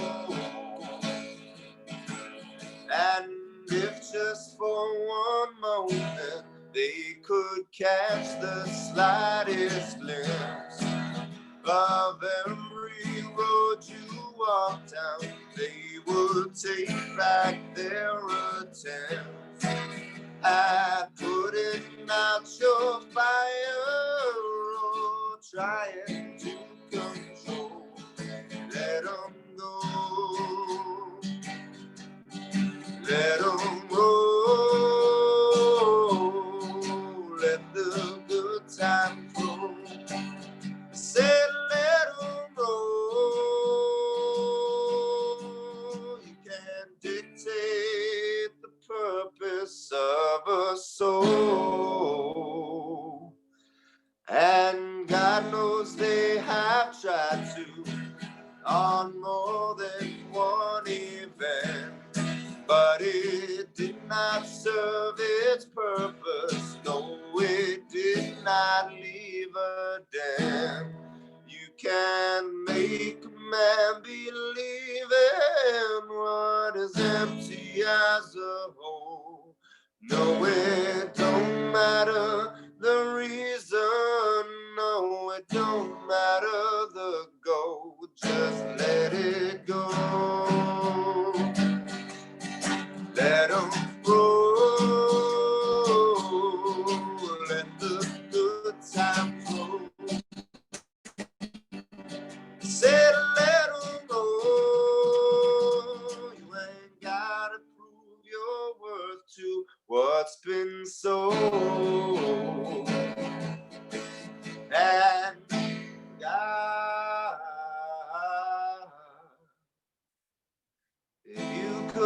find the sequence for your secrets to unfold. You would live inside that mystery, child, and you never would get old. It's not here that we belong to. It's a place that don't get cold. Let 'em go. Let 'em go. Let the good times roll. Say let 'em roll.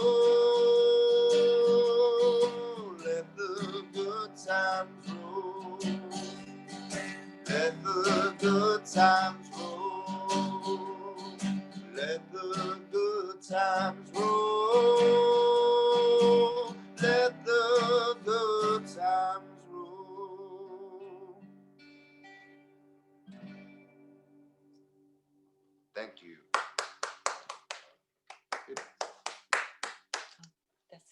Okay, I'll play one more song, and I wish you all good luck.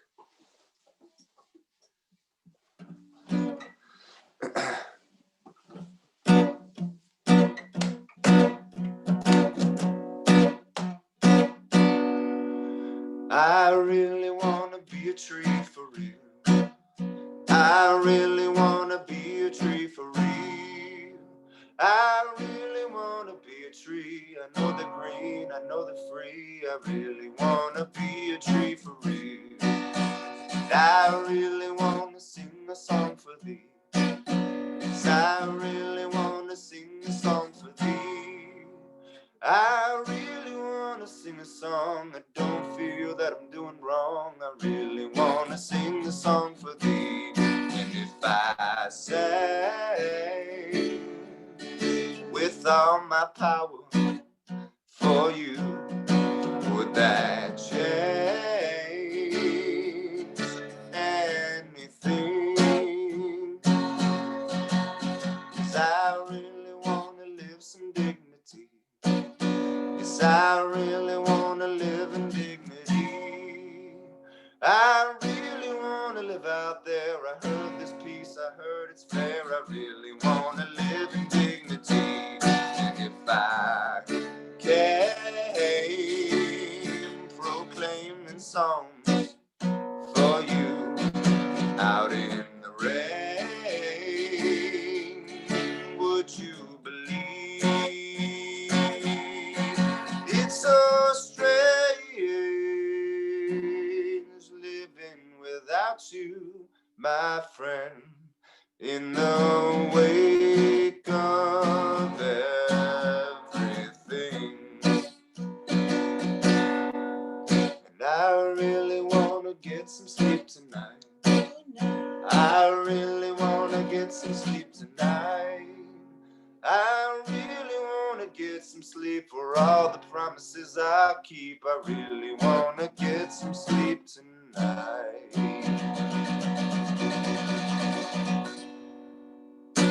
Woo, peace.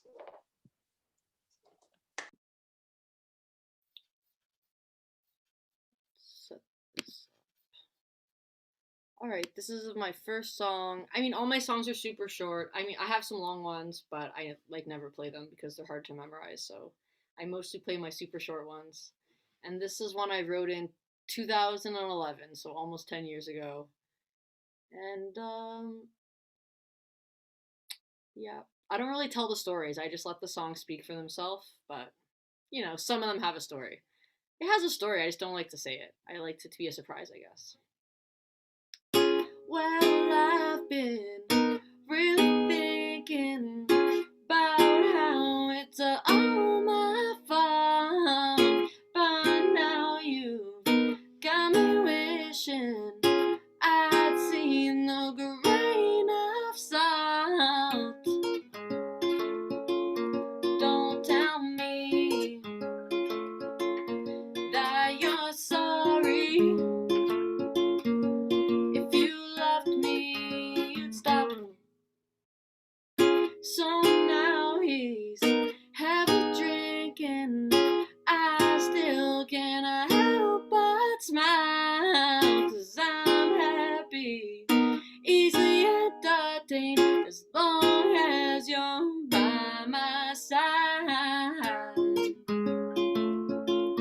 Don't tell me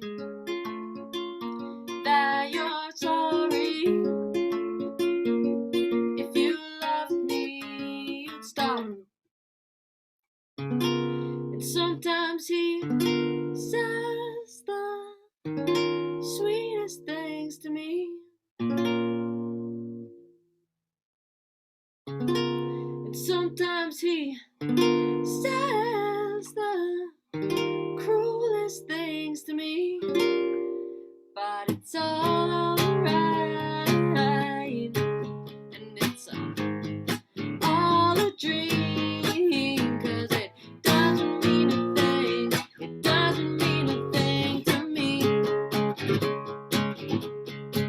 'cause it's all alright, and it's all a dream, 'cause it doesn't mean a thing, it doesn't mean a thing to me.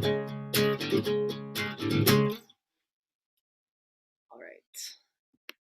It's actually interesting because like that song, I remember I played it in like my composition class, and I mean all these people are like, oh, these are all my techniques, and this is what I do, and I use like a melodic minor and blah blah blah, and I was like, oh yeah, I wrote this song, and it's all my songs are autobiographical, and I really have no technique. It's just like write whatever I feel, and that's how my song is, and I don't want to dress it up and pretend that it's something it's not. It's just, no, that's how I write music. I can write the other way, but for me that's not organic, I guess. I just write what I want to write, and I don't have an explanation for it. It's just, that's my song. Okay, this one's called Hurricane. I feel like I've never played this because it's not memorized, and I wrote it in 2014, so it's old, but I haven't memorized it in 6 years.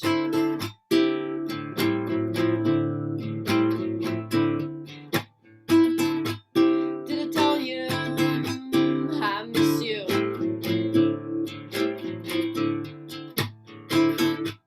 Did I mention I'm being used?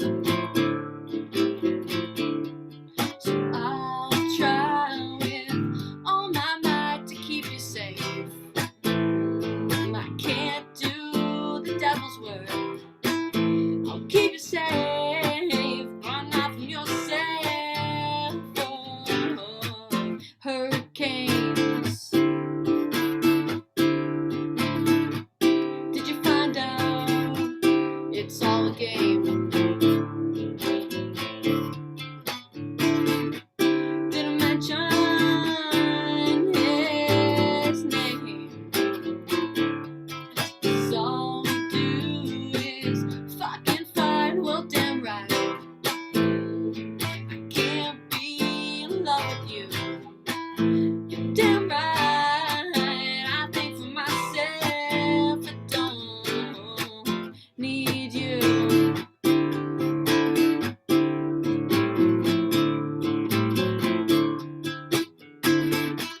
Did you hear me crying out for you?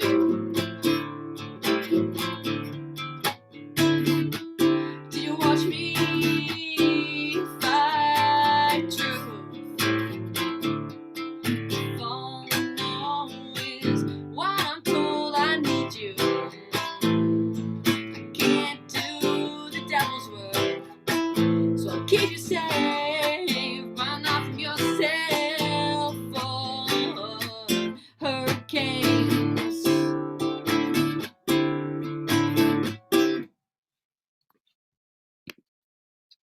All right, thank you. I had another song. Oh, here it is. It's behind. Okay, this one's called Catch Me, and it's a finger picking song, I guess. And it's pretty short too. I'm playing all short songs today. Stay with me all day. You're gonna make me listen to birds say you.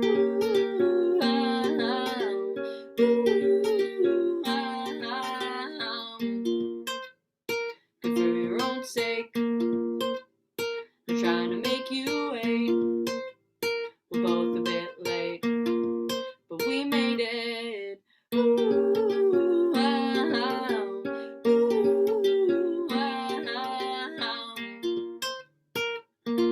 gets me. You're gonna catch me like a colt. You are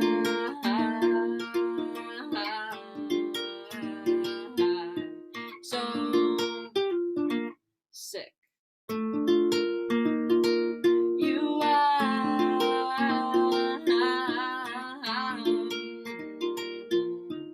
motionless.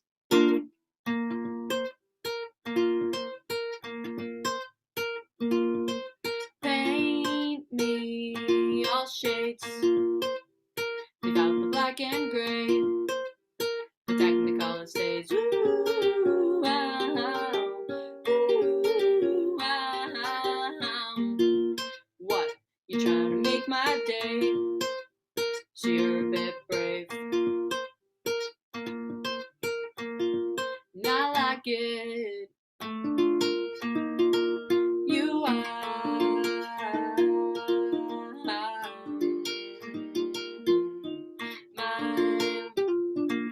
friend. You are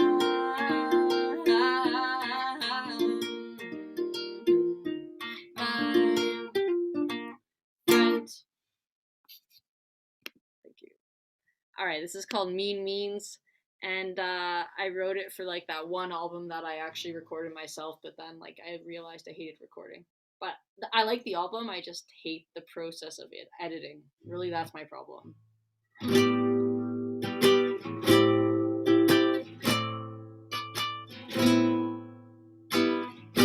He sits outside my bedroom window, and my heart's inside, wrapped up safe in tinfoil. If you spend the night, will you try to see me? I swear I might give it up too easy.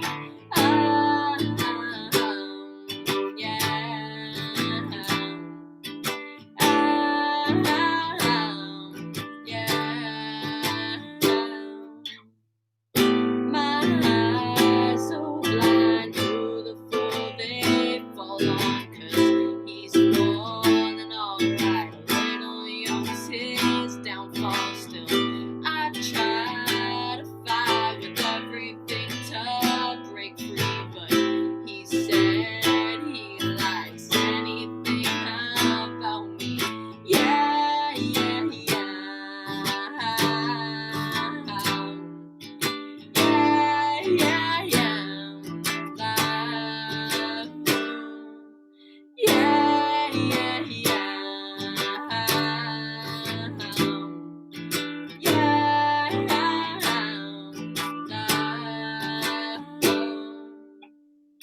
I think I liked it better.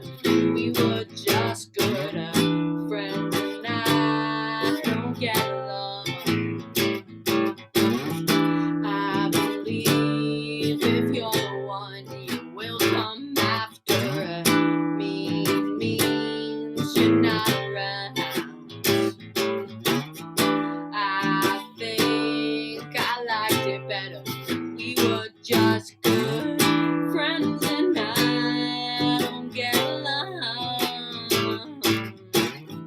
I believe if you're the one, you will come after me. Means you're not around.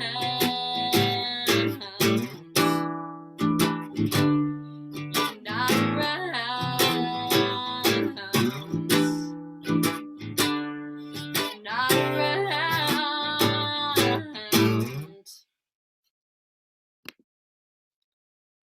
All right. This is my final song, and it's like a horrible Christmas cover, but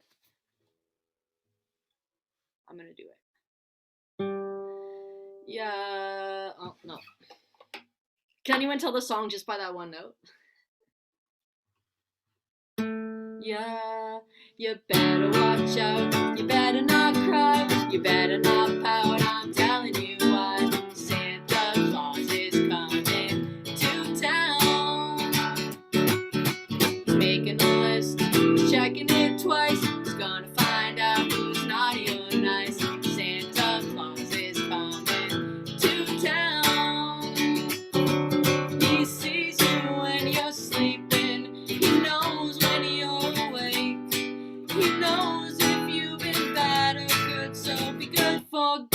mistake.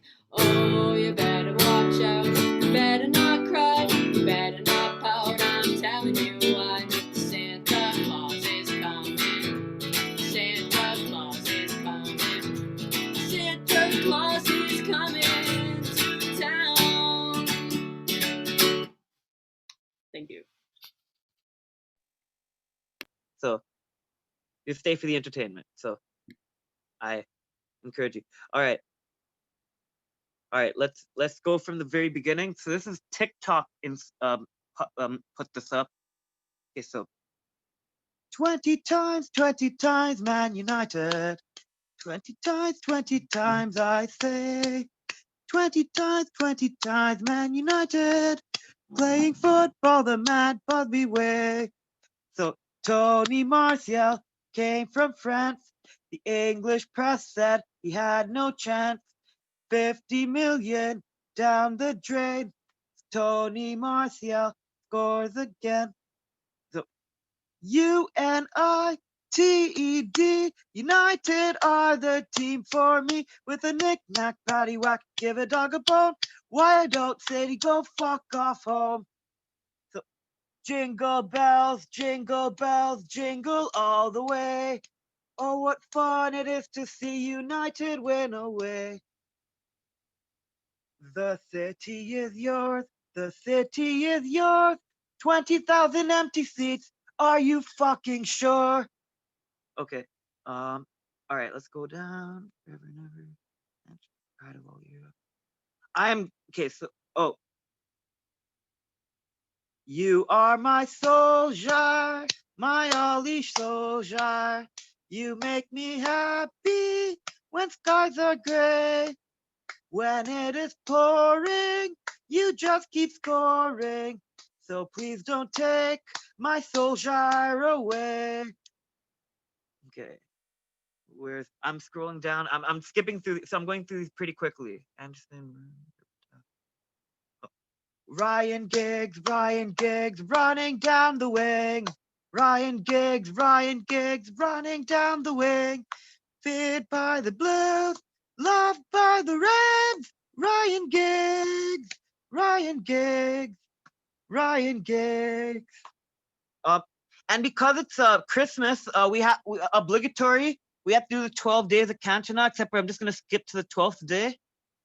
So, okay, so I'm back. So like, just so you can see. So, on the 12th day of Christmas, United gave to me 12 Cantonas, 11 Cantonas, 10 Cantonas, 9 Cantonas, 8 Cantonas, 7 Cantonas, 6 Cantonas, 5 Cantonas, 4 Cantonas, 3 Cantonas, 2 Cantonas, and an Eric Cantona. United, United, United. Okay, sorry, there's a couple more. There's a couple more. And so now we're into some of the newer, few of the newer players. Okay. Oh, there's okay. So one from that was used a lot was Robin van Persie. Oh, Robin van Persie. Okay, now this next one's not safe for work. This is actually banned by, like, people sang it in the stands, and like United now banned this specific chant, but I'm just gonna sing it anyways. Romelu Lukaku, he's our Belgian scoring genius with a 24-inch penis, scoring all the goals, bellend by his toes. Okay. That's why it's not safe for work, but people actually sang in the scratch. And then there's from a previous player, Zlatan Ibrahimovic. He is a Swedish hero. On a free from PSG, he cost us fucking 0. 6'5", hard as fuck. He gets the Reds excited. Stick your city up your ass, cause we are Man United. We are Man United. United, United, United. Okay. And the last one is, this is one of my favorites because this is our current player, and he's currently like he's on record to break all the records for goals plus assists. For Bruno Fernandes. So this is the last one, last but not least, for our Portuguese Magnifico. Bruno, Bruno, Bruno. He came from Sporting like Cristiano. He goes left, he goes right, he makes defenders look shy. He's our Portuguese Magnifico. One more time. Bruno, Bruno, Bruno. He came from Sporting like Cristiano. He goes left, he goes right, he makes defenders look shy. He's our Portuguese Magnifico. Okay, thank you. That is all the United chants that I know, practically. But it's not a lot compared to like what like real fans in stadiums know. It's actually not a lot of chants. And then to finish it, I'm just gonna do some Christmas because you guys asked for Christmas last week and I wasn't here last week. So I mean, Christmas music like was literally like if you're talking about songs that I like did the most often, it's Christmas music. I used to do carol singing with like family friends. Like my mom was organizing it. We'd go to like old people's homes and do. So it's like I know them inside and out at this point. Like hopefully I don't screw this up. Okay, first of all, if there's any requests for Christmas, I'm gonna see. Because like literally, especially like secular and non-secular, I'll take either. Like, cause I'm Catholic, so it's like I can literally play both. Do your favorite song. Okay, wait. And those chants were pretty impressive. You knew them really well, Jordan. I was actually like, wow. Oh, I put them those ones because I mean the tunes I knew because they're common tunes, but that's why the camera was off. I was looking at the lyrics for a lot of them. Hey. You're a beast, bro. Yeah. You're a legend.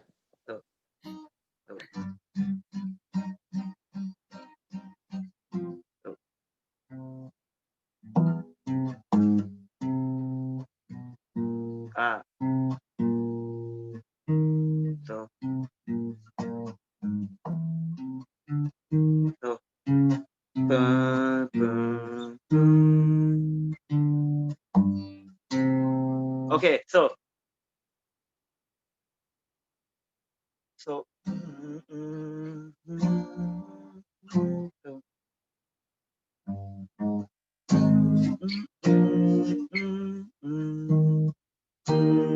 okay, so I'm gonna try my best. So I'm gonna do all three of them. Hopefully that'll give you a good clue of what song I'm doing. Okay, so.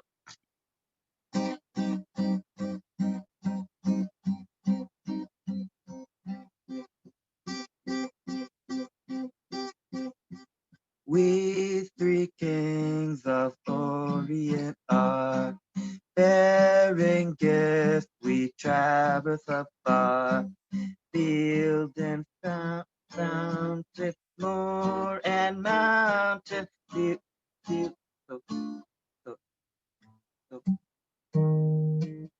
moor and mountain, sealed in a stone cold tube. Oh, star of wonder, star of night, star with royal beauty bright, westward leading, still proceeding, guide us to thy perfect light. Born a king on Bethlehem's green, gold I bring to crown him again. Field forever, ceasing never. Oh, oh, oh. Over us, over us, over us, to be. Oh, star of wonder, star of night, star with royal beauty bright, westward leading, still proceeding,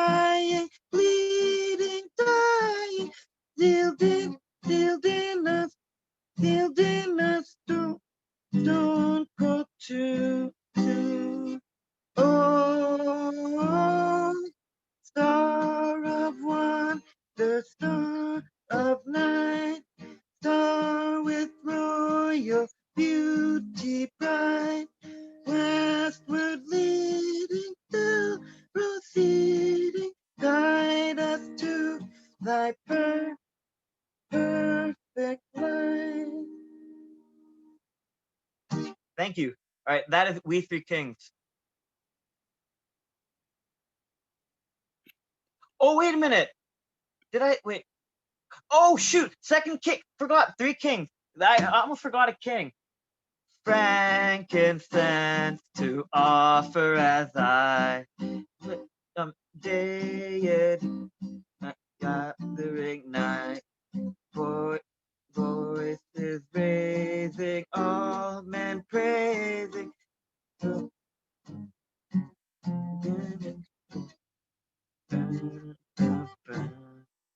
Sing this one with me if you guys know, if you guys remember the lyrics now.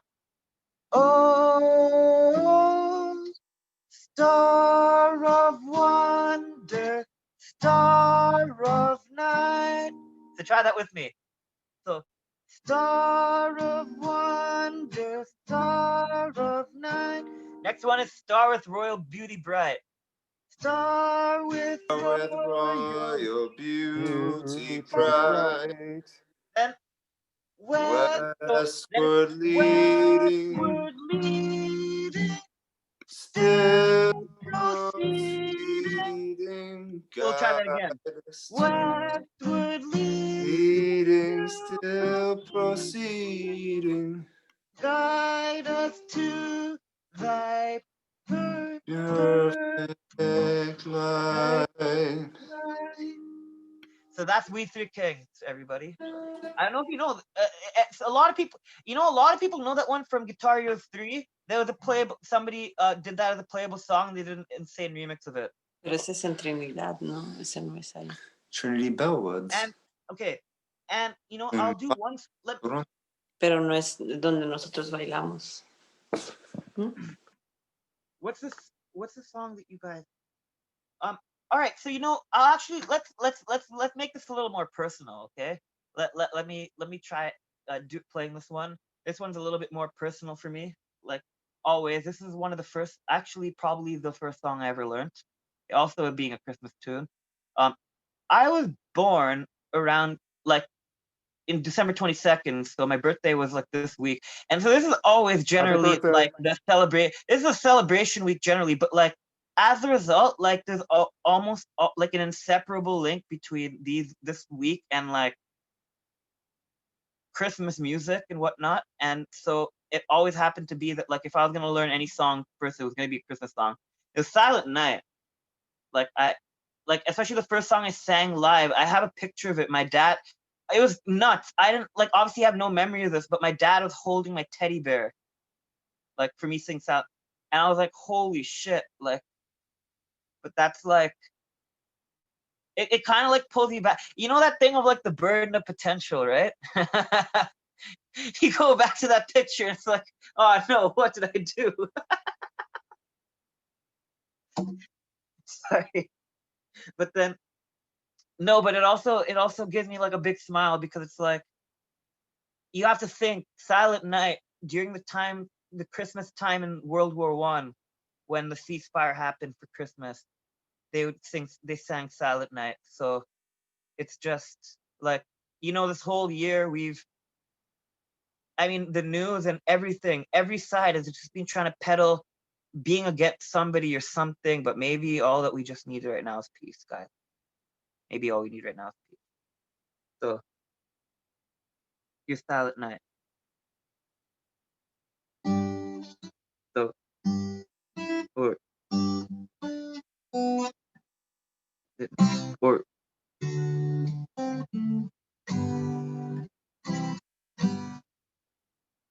Silent night, holy night, all is bright, all is bright.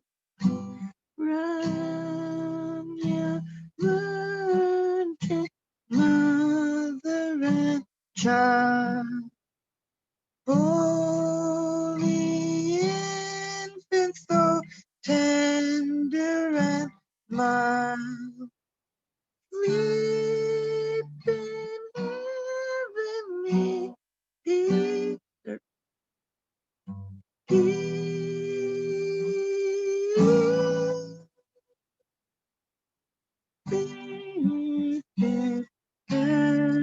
beneath me. Silent night, holy night, shepherd queen at thy side, glory stream from heaven afar, heavenly hosts sing hallelujah. Christ the Savior is born. Christ the Savior is born. Silent night, holy night.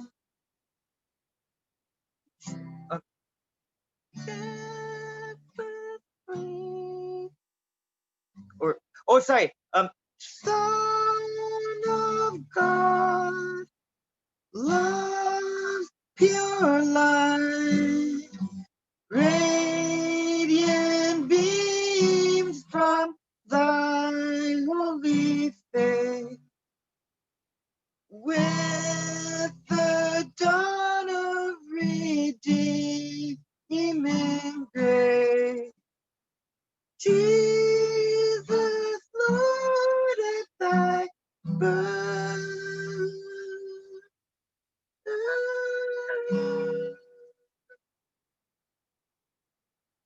Jesus, Lord, at thy birth.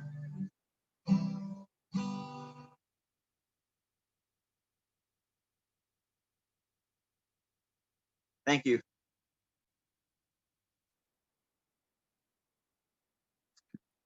Thanks, Jordan. That was cool. You ran with the Christmas theme. I can't not feel something when you sing. You know, you can't not feel something when you sing Silent Night. It's just you can't. It's just not possible.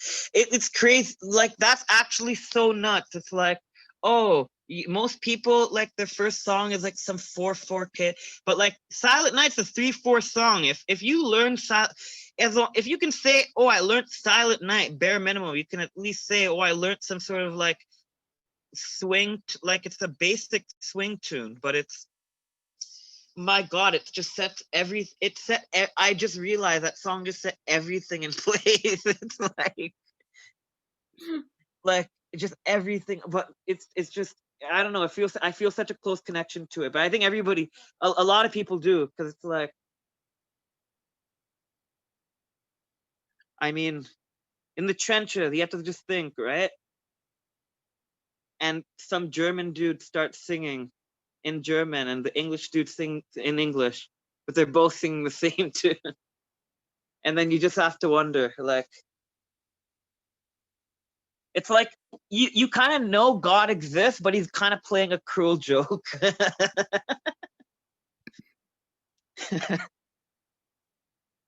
it that way. Anyways, that's it for some time. Thank you, guys. So here goes. This is called Christmas in February.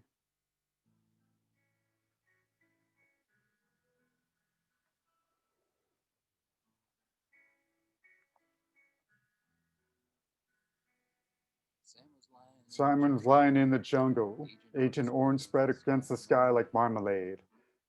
Hendrix playing down some foreign jukebox. They were playing to be saved. Those goods were fierce and fearless. That's the price you pay when you invade. Christmas in February. Sam lost his arm in some border town. His fingers are mixed up with someone's crop. If he didn't have the opium to smoke, the pain would never stop. Half his friends are stuffed in black body bags with their names printed at the top. Christmas in February.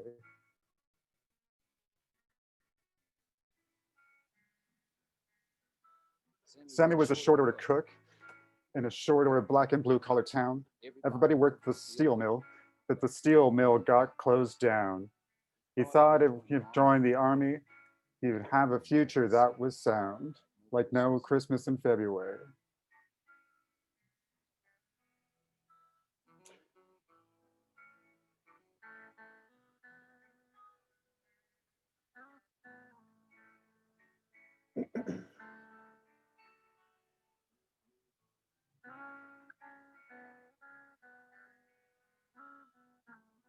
Just waiting for the solo.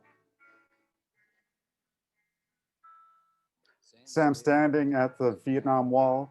It's been a while now that he's home. His wife and kids have left. He's unemployed. He's a remainder of the world that wasn't one. He's the guy on the street with the sign that reads, "Please help send this vet home." But he is home. And there's no Christmas in February, no matter how much he saves.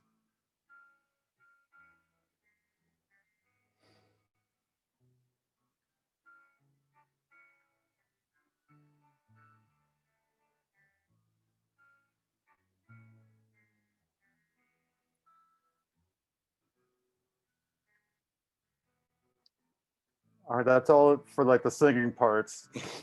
So I'm gonna move on to reading.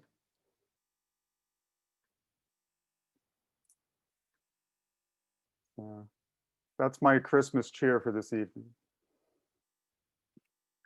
Thank you for participating in the Christmas challenge.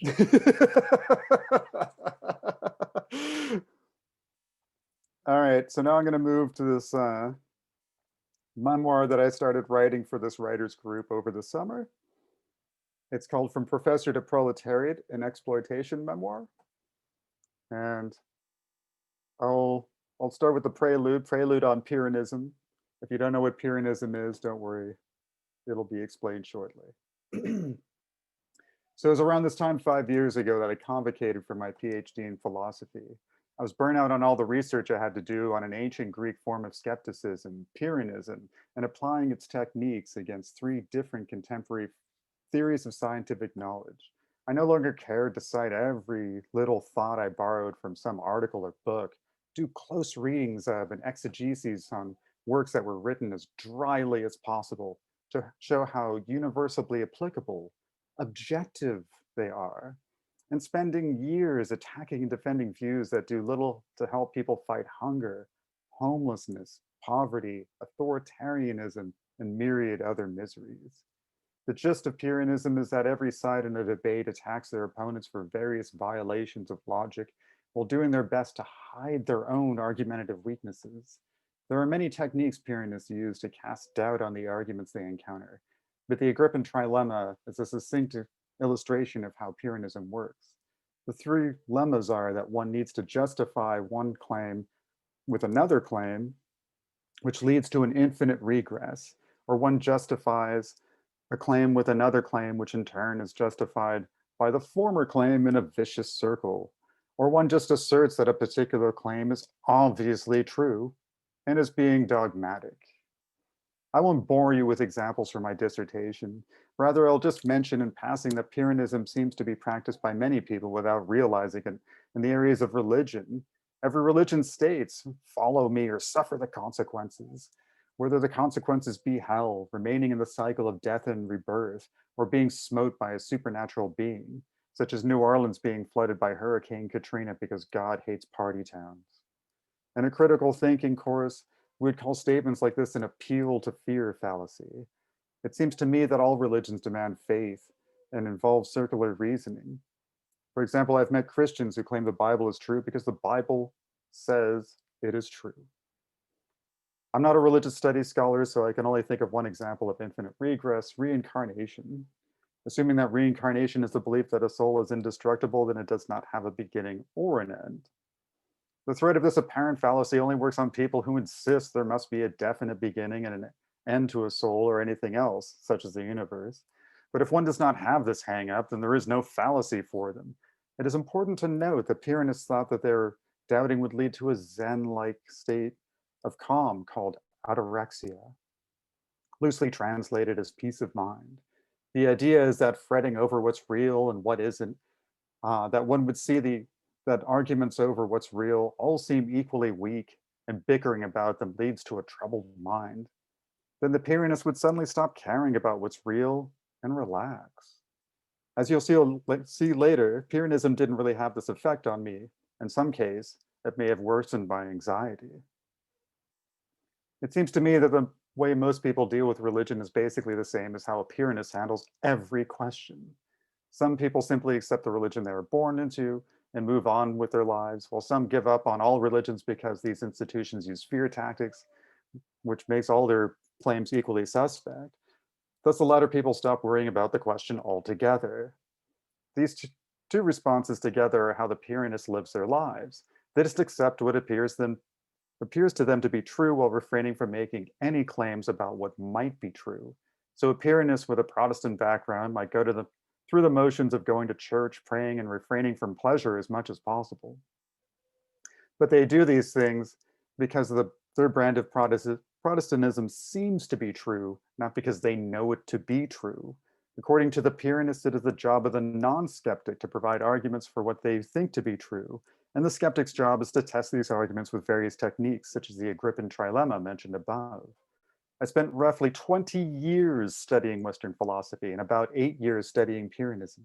When I began, I thought Western philosophy's argumentative techniques would lead to truth about the world, how we come to know things in the first place, and most importantly, how to live. I was not aware of the multiple controversies in philosophy and assumed that some philosophical positions were dead and gone forever.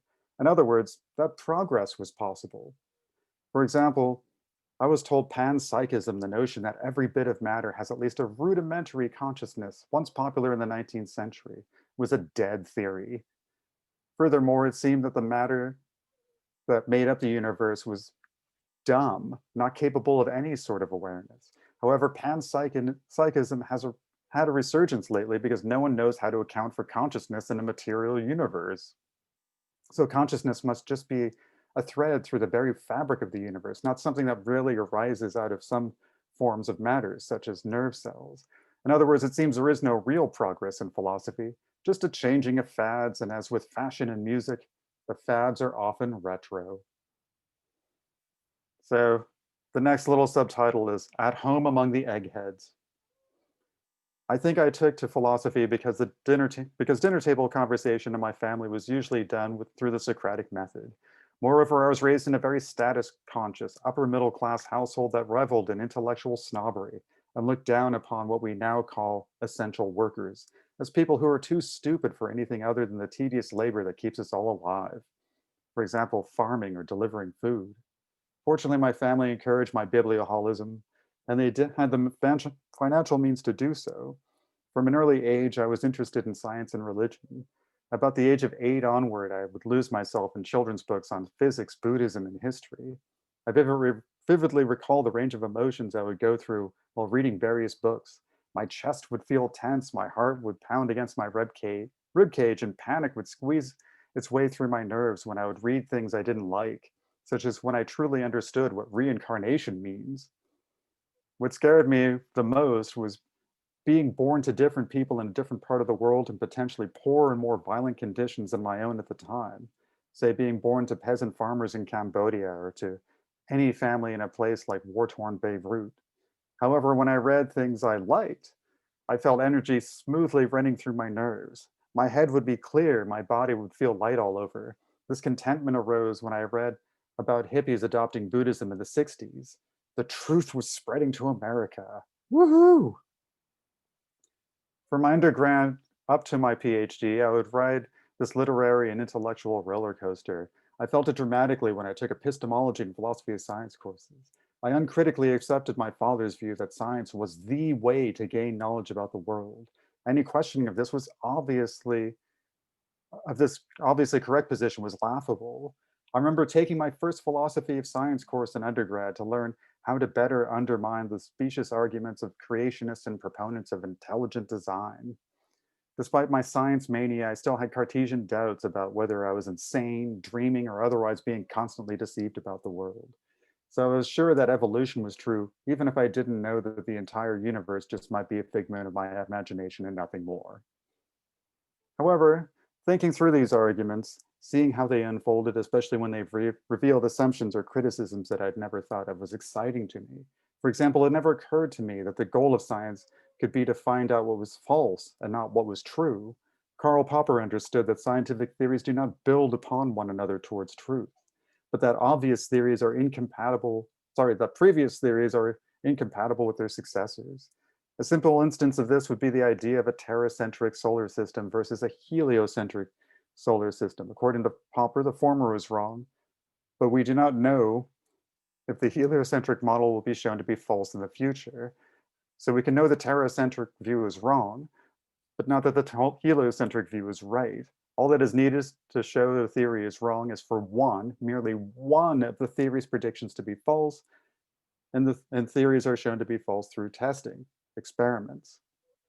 Popper's take on science made me nervous when he mentioned that science is not the mere accumulation of true theories to the truth with a capital T. I would often grind my teeth and be grinding my teeth and pacing the room when I read theories I didn't like, since I didn't have answers ready as to how a particular philosopher was obviously wrong. It didn't occur to me at the time that philosophical theories were patiently built up over time, unlike what we see in the ready answers given by characters in a Socratic dialogue. But I was relieved when Popper argued we could at least know which theories were false. Yet the roller coaster ride started anew when I read a critique contending that his theory allows astrology, tarot card readings, and theories about extrasensory perception to be all scientific since they can all be tested. Thus, they are all scientific theories, just failed ones. This challenge as to what I thought was plain to see, astrology is not a science, etc., also disturbed me, but I won't bore you with the story of how I got over it, at least not in this piece. The best part of my academic career was sharing the roller coaster ride with like-minded people. In elementary, junior high, and high school, I didn't really have a whole lot of friends. In elementary school and junior high, there were not many people interested in Buddhism. By the time I got to 9th grade, I was disillusioned with Buddhism. All the pacifism and purported wisdom were seemingly meaningless at home and at school, where I was often bullied. I won't tax your attention with the details, but it was around this time that I moved from Buddhism to alcoholism. I didn't understand why my peers were so obsessed with surfing, music, the latest fashion, and celebrity culture. I grew up in LA, by the way, I didn't grow up in Toronto, hence the surfing. They were obsessed with sex too, and so was I, and I lacked a lot of charm, but I managed to get a date to the prom and have a partner for the last 2 weeks of high school. Go me. However, after a 28-day stint in inpatient rehab, I found my people among the philosophy majors at school. I look forward to attending my third and fourth year undergrad seminars, riding the emotional roller coaster of cognitive quandaries and their possible solutions. While I remember this time fondly, I did stress a lot over getting A's on my papers and in-class presentations so I could continue on to grad school. I was certain I wanted to be a philosophy teacher. I hoped to pass on the joys of the roller coaster ride to my students and cure them of their ignorance, especially where beliefs in creationism, postmodernism, and New Age practices such as psychic surgery were concerned. During my master's and PhD, my idea of paradise was a grad pub. My friends and I would imbibe our favorite stimulants, caffeine for me, alcohol for them, and discuss all manner of intellectual bullshit or whine about our students. We would also make discipline-specific jokes, such as coming up with philosophical pickup lines and then using them on unsuspecting pub patrons from outside our clique. We usually did this in pubs downtown. The lines were meant to be cringeworthy. For example, I'll show you my original position if you let me behind your veil of ignorance, or something like that. The line never worked when any of the guys used it, but the women in our department would be met with bemused confusion from their marks. Even now, I wish I could return to those days of tea, relatively friendly debates, and wincing giggles. So I have a lot more, about 20 pages that I've written, but I just wanted to throw that out there to see if somebody from outside the academic cult, and especially the subcult of philosophy, would find that interesting at all. So, do you want to give me any feedback? I'm all ears.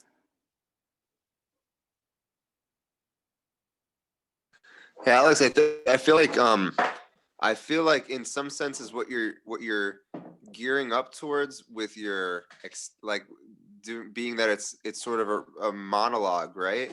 Yeah. Like what you're talking about is like, and it was humorous, and I understood it well, and I liked it a lot. I feel like it's almost like starting to be like stand up in a way, Oh, not in a sticky way, just like in a like, if you, I don't know, my favorite stand up comedian of all time is Dave Chappelle, and I feel like what he does most incredibly when he gets on stage is he just talks. Like, he talks to people, and he talks in such a way that everyone's captivated by how organic and natural it comes off as, you know?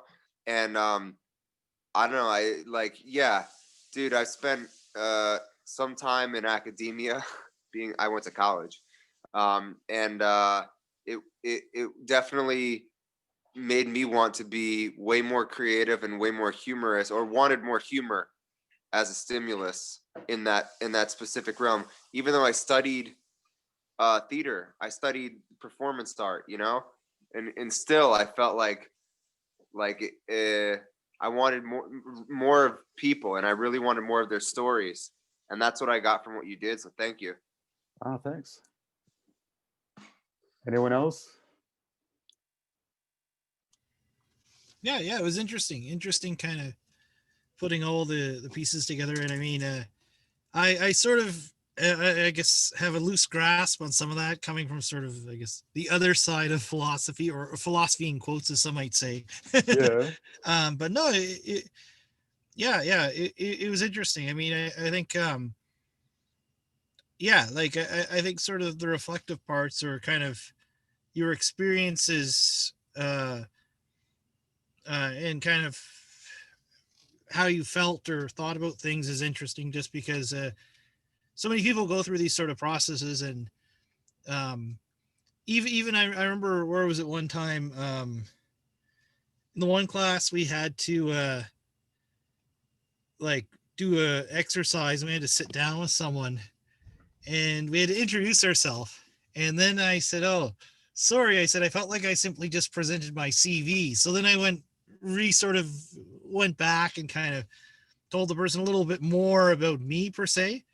So I think it's good that kind of you're able to kind of fill in all those other areas, you know, like especially just, I find so many people, like, let's say, at least that I mean at York, they get so focused on talking about kind of the CV elements. There's so much that falls between the cracks. So I think that's what was most interesting, is kind of, you know, hearing the experience, and then kind of hearing what's similar or different from uh, others' experiences versus yours. And yeah, I thought it was interesting. Yeah, definitely. Thanks. All right, hold on. Yeah, so I was listening. Oh, sorry. Were you reading? I was, yeah. Okay. So, I mean, you're coming from like a philosophy background, and you started with like Greek philosophy. And for me, I always like gravitate. I'm pretty sure it's Socrates, but it's like the idea that we don't really know. The An intelligent person doesn't. They know that they don't know anything. And like I always come back to this because it's like, I don't know, in academia I feel like we're always like this, and we're like, you know, quoting ideas. But I think it comes down to like an experiential factor of, if you felt it and it meant something to you, just like you're talking about your personal experiences, and like I think that's where the meaning of what you're saying comes from. And sometimes I think, I mean, I know what you're doing because I have to do it too. We have to source these things. But I think the most important thing and the most impactful things that you're saying is when you talk about your own life. Hmm. Well, I So, probably should have continued reading a little bit beyond to that, to where I did my dissertation defense. And mhm. by that time, I was so burnt out. I just didn't give a fuck if I even passed. Mhm. Like, I sort of cared enough to prepare, but I go a little bit into like, why was it so important to me to get the PhD in the first place? And it didn't, you know, like, it wasn't to, it was a very personal thing, basically, in terms of not doing well in school. So like feeling stupid and thinking like, oh, well, if I get a whole alphabet of degrees behind my name. I'm going to show people that I'm not an idiot. And all I've done is shown that in a very narrow field, like I know my stuff. It like the insecurity doesn't really go away just because you have a lot of success in one area. But I think really success is just not giving up. Maybe this is a cliche, but I just say the only reason why I'm successful is because I didn't give up. And what is success? Some people think making money is success. Other people say, I don't care about the money. I'm really care about like happiness or I don't know, some kind of. Well, it also, the like Pyrrhonism actually worked its magic on me, Yeah. where the more I studied it and looked at other people's arguments, it does look like people are just hiding their own errors while attacking like their opponents, their ideological opponents' errors. And if you step back and look at it just in terms of how people are using the logic, it's kind of hard to take anyone seriously. I from a classroom perspective, sometimes I'm like, what are you saying? Because if you're not speaking from your own experience and you're saying, hey, this philosophy or this idea, for me, what you're saying is it became part of you. That's part of it. I mean, but what drew me to philosophy was that it's sort of Ben Shapiro-esque of like, the facts don't care about your feelings. And I thought like, there are facts, there's like this objectivity that no one can deny. And I was going to learn that and the more you learn, the more you realize there's a million ways to interpret things. Exactly. Like, it just gets worse. It doesn't get better. It gets so much worse. And it becomes so obvious when their emotions put them in a certain area to defend a certain ideology. Then they come up with all the logical arguments. Then they worry about presenting it in a way that rhetorically through logic would be convincing to someone. But it's not that they were forced to take on this point of view. At least that's been my experience. So like after I learned that, like philosophy just kind of collapsed for me. But it's still there. Yeah, I mean, at this point I see it as sort of like bodybuilding or like doing crossword puzzles really well, where like it is a difficult thing to do. It is kind of an accomplishment to construct these arguments and argue against them and all that. But it doesn't really do anything to help the world in any way. And I don't know, like when it comes to opponents, I thought that I started off in philosophy thinking that I would find what's objective, like find what's so obviously true that my opponents can't deny it, and that would be a starting point towards like everyone having like towards creating a saner society, basically.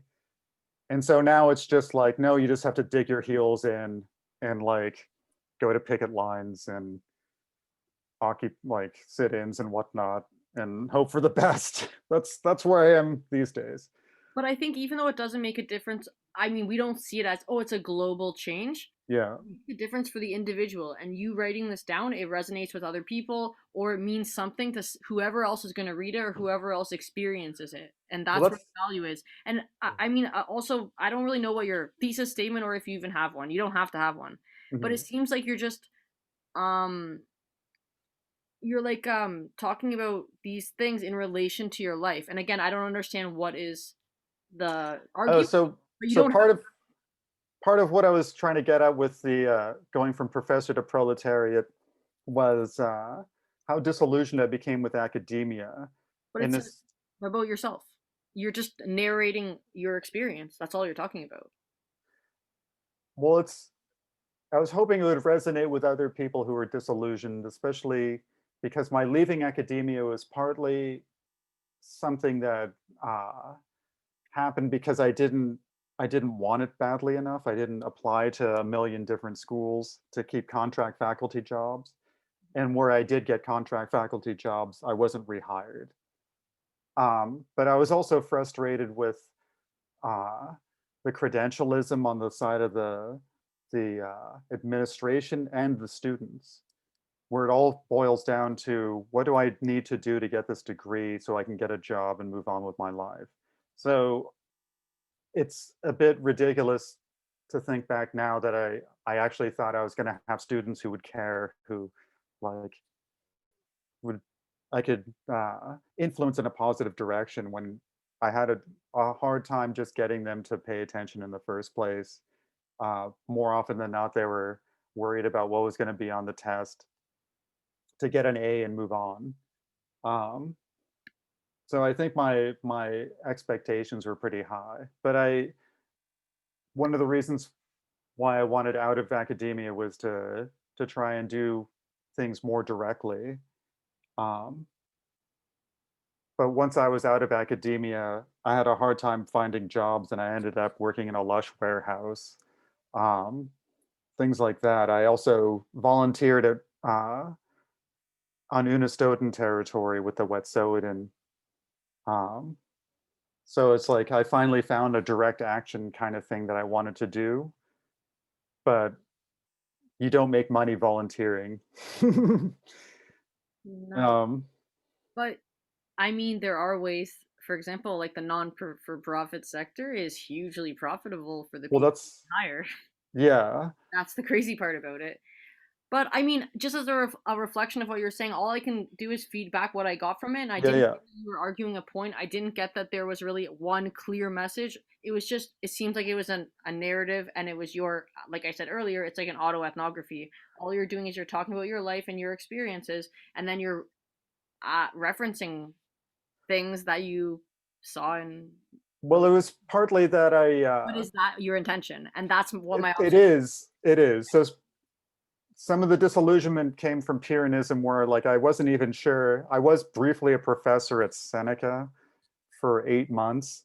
So even though they pay you $800 a month and you have no job security and no benefits, you're a professor. It's like, wow, I'm living the dream. But I had reservations about teaching some of the philosophy which had nothing to do with the students' lives. It was very difficult to make it relevant to them. And so like when teaching critical thinking, I tried to, it was around the 50th anniversary of the founding of the Black Panther Party. And I tried to find some way to teach like the law of excluded middle and, against circular reasoning and all that, trying to put in radical stuff. And I ended up just showing a trailer for a documentary on the Black Panther Party, because I didn't know how to like take this abstract stuff of like how to reason properly and teach my students, who are mostly people of color, radical stuff. And then I found out that it's probably by design that philosophy doesn't relate to people's lives, because of course, go figure. Well, I think there is a way to teach this, and this is where I mean the majority of people are just like, they're disillusioned.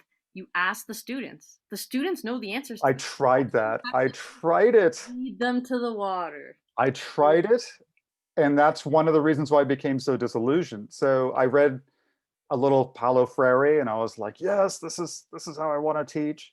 And the students want the hierarchical, just spoon feed us what you want to hear kind of teaching. So I asked them, I tried to bring democracy to the classroom, and it blew up in my face. And especially trying to teach them to be anti-authoritarian, all they ended up doing was questioning my authority. I just ended it undermine my own authority. So like, but for me, you can't tell them how to be. You can only let them be how they are and let them question it.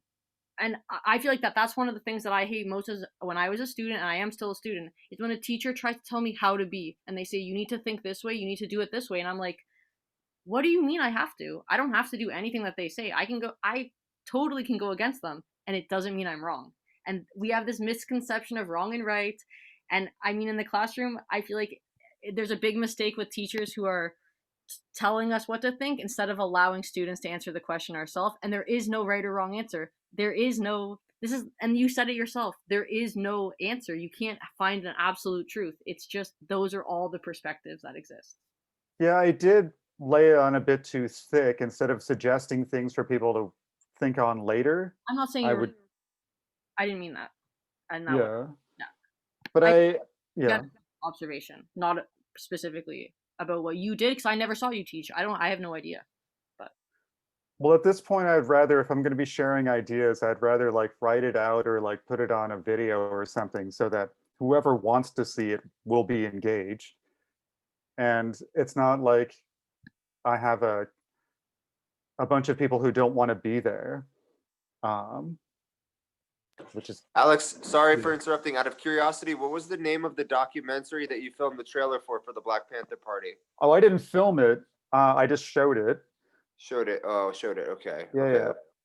So it Uh, was a PBS documentary. If you know very little about the Panthers, then it's a good introduction. But if you already know about them, it's not really going to tell you anything you don't know already. Well, my wife's very good friend was the Minister of Culture for the Black Panthers. Oh, wow. His name is Emery Douglas, and he came to Chiapas, Mexico, and they did an artistic encounter between the Zapatista Party and the Black Panthers, and they did like a whole artistic like graffiti thing, and then they wrote a book about it, and my wife was in some of the communities, the indigenous communities where they came and did these murals and stuff like that, and it was very interesting. But yeah, I mean, always interested in learning more things about the Black Panther Party and stuff from the 60s and 70s always really interests me too. I can find it and put it in the chat if you want. Yeah, I DM'd you, I direct messaged you, but yeah, Okay. it would be great. Thank you.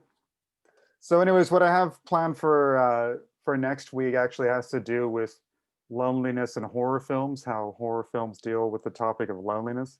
So Okay. it won't be all this purist stuff. Oh no, that's cool. I have a question in response to that. Are you gonna use the Babadook as one of your No, so I had to, in some ways, I had to narrow what I was doing, and in other ways, kind of like artificially broaden it. So I was sticking to Hollywood films because if I do independent films, somebody's going to mention, like the Babadook I've seen, but there's a million movies I haven't seen. So sticking with Hollywood level movies makes it easier. But then I also broadened what I meant by horror films. So for instance, I'll be looking at It's a Wonderful Life because it has horror elements when George Bailey's taken out of existence and he's walking around his town and nobody recognizes him. It's like an episode of The Twilight Zone or something. And then there's also I'm Thinking of Ending Things, the Charlie Kaufman film, which is kind of like maybe not so Hollywood, but it was on Netflix, So I think it's a horror film. It's probably more psychological thriller. The only full-blooded film I'm looking at, like horror film I'm looking at, is Midsommar. So one of the ways that I kind of narrowed the subject matter was also the character either has to be obviously lonely, which the Babadook would work, or the character says, I am lonely. And so I'm looking at Zombieland because the character outright says in a voiceover that he was lonely.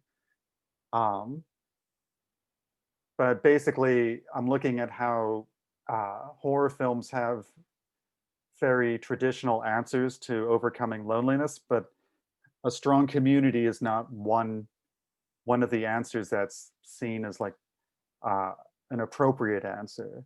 So if you look at It's a Wonderful Life, that's the last time a strong community is really shown in a big Hollywood blockbuster that I can think of, and especially in that genre. And I'm playing loose with the genre, of course. In Midsommar, there's a tight community. In many ways, there's a lot of positive aspects of this community, but they're portrayed as a bunch of murderous maniacs, right? So to me, it seemed like there's a false dichotomy in that film between like total alienation and loneliness back in the US, and then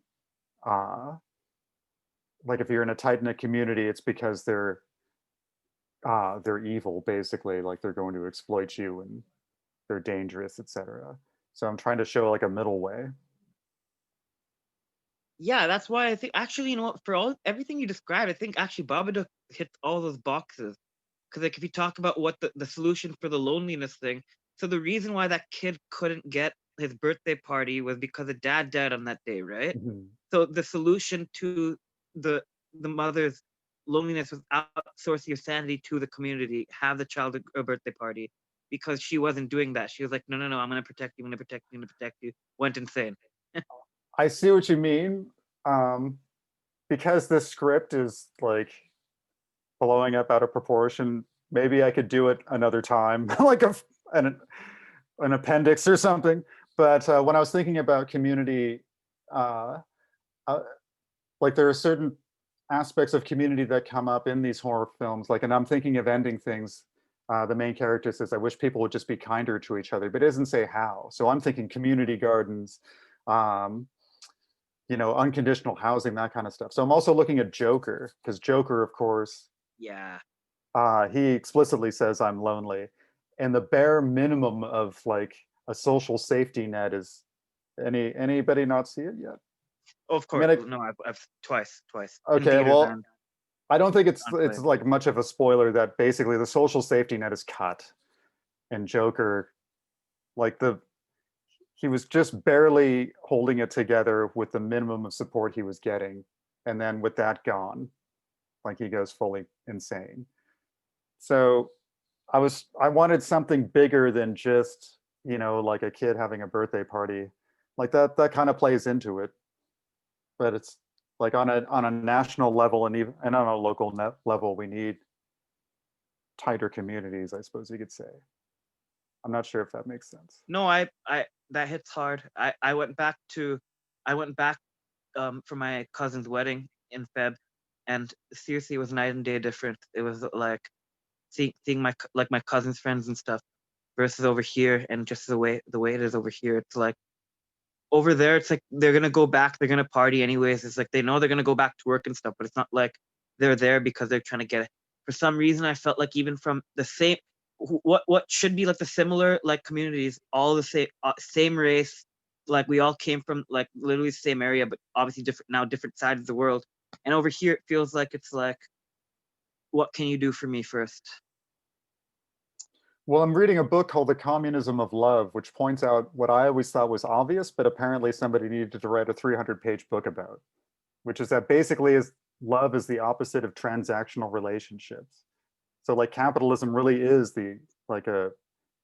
is not love, not necessarily the opposite of love, but it's certainly not love. Like none of us are paying Maria to host this. Nobody paid me to do my reading, I do it because I like it, just like I write songs because I love to make music. That's not what I'm getting paid for, but I do it for some strange reason. And it's the Yeah, and same thing that you're talking about. I think, bringing in human nature is always controversial, but I think it's human nature to want to cooperate and share, and bringing in transactions just makes it worse. So basically, I don't know if I'm going to mention that at the end of this series of videos on horror movies and loneliness that I'm going to be looking at, analyzing. Like the ideal will be there, but I don't know if I'm going to mention the book and like, especially how different cultures treat their members. Like in Wet'suwet'en territory, it's much more communist than in the rest of Canada, right? I mean, has anyone else been there? Like the Wet'suwet'en, of course, aren't communist necessarily. Nobody gives a shit about Karl Marx up there. But like you get fed just for being there. Like they make sure to house you. As a volunteer, they expect work out of you, but they don't micromanage you. Everyone gets to choose the kind of work that they want to do, more or less. It's only like when something like desperately needs to be done now that you're kind of pressed into service. But otherwise, you're free to choose what you want and then go do it. So it's not utopia, but it's a much saner society than what we have. On the flip side, like, so have you ever heard of folk horror? Like, Yes, which I has to do love with folk horror. I mean, remember Krampus? Like the Wicker Krampus is from Wicker Man that I drew. And that's folk, like, so it's okay. Yeah, I hate because like meaning to do with the English countryside and like the whole thing of like, oh, it's because what I realized is That's actually probably my scariest genre horror. Is not the thing that makes it not scary is not the English countryside, not the demons and whatnot. It's the people. People suck up and they're gonna kill you. Yeah. Well, I thought about that in the Wicker Man 1973 version of it. Would be an interesting film to add to that, because as crazy as that community is, I think I'm not alone in kind of wishing I was part of it. Like they do, there are major spoilers ahead for anyone who hasn't seen Wicker Man 1973.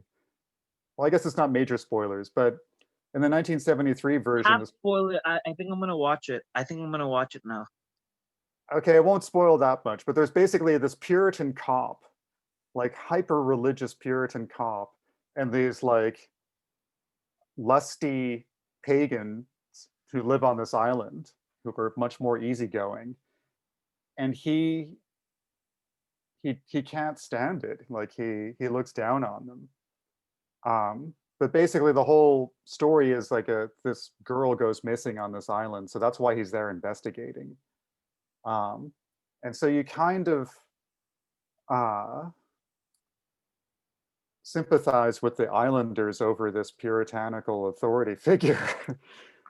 But that's as much as I can say, because like there is a twist, and I knew the twist going in, and it wouldn't be the same. Okay, I think if I seen a review, and maybe because I seen a review of Full Core, not the Wicker Man, but if the Wicker Man was the one, okay, let me ask you if this is a twist. Is this the one where like all the people from the like they come in with masks and they grab the detective and Yes. Yeah, that's fucking horrifying, man. Like what the actual hell? What the actual fresh hell? Okay, well, in all fairness to this made-up cult on this island, their crops were failing. And according to Celtic tradition, like if your crops were failing, you need to find a sacrifice. So that's why they lured this guy there.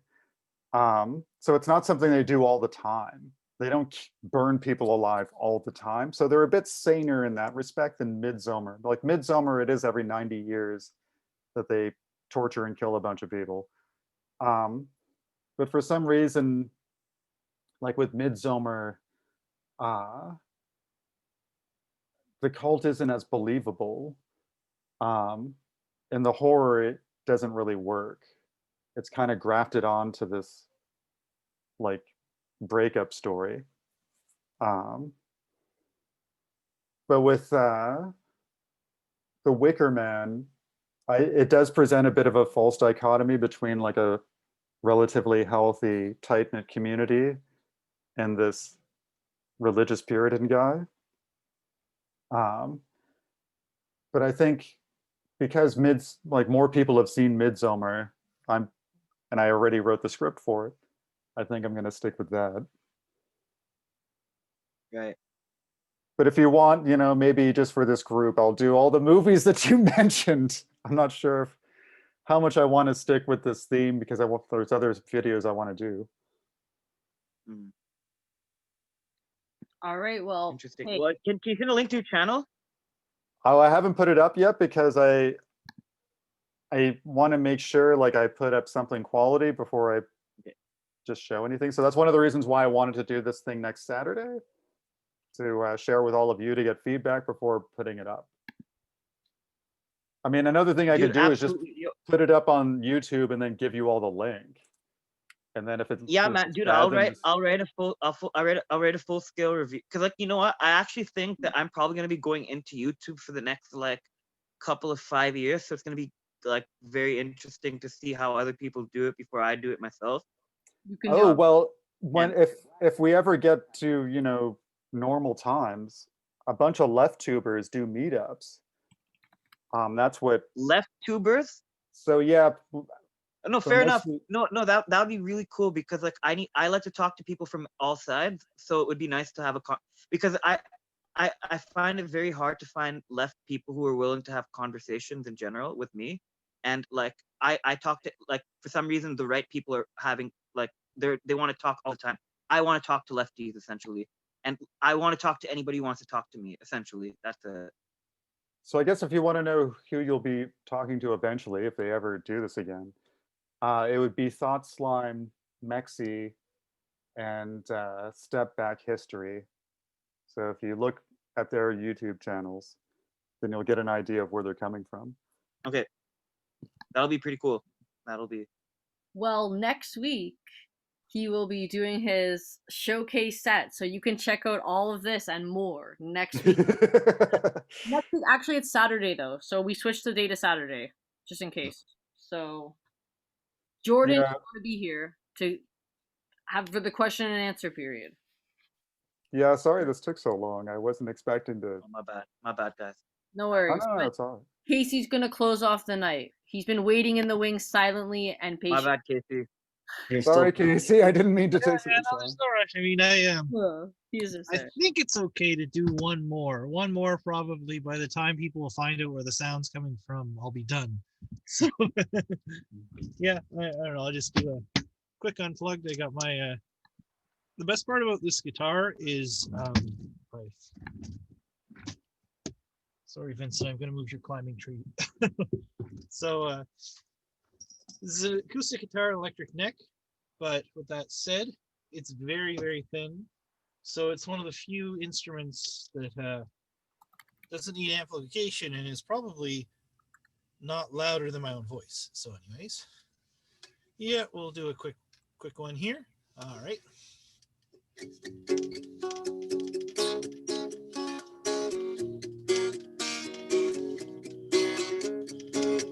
Wasted life as a city at night. All the years wasted on pills. I never know where I might go. Looking alive, sitting and crying. I still remember when we still home. I still remember when we still think in times are strange. Looking at it range, I still remember how it used to be.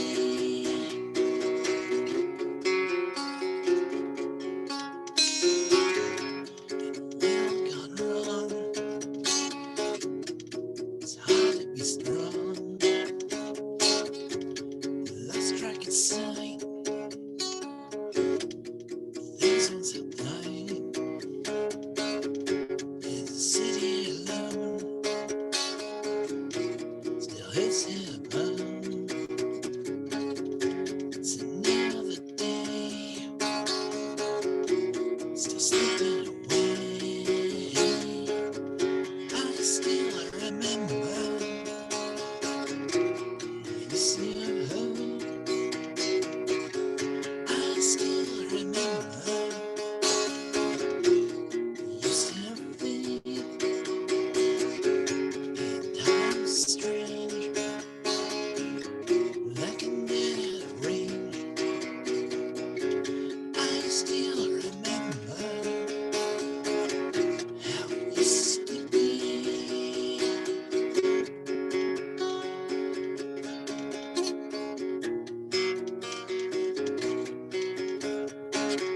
I still remember.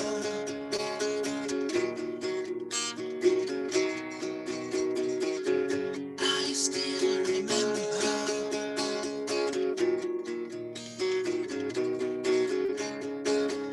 I still remember.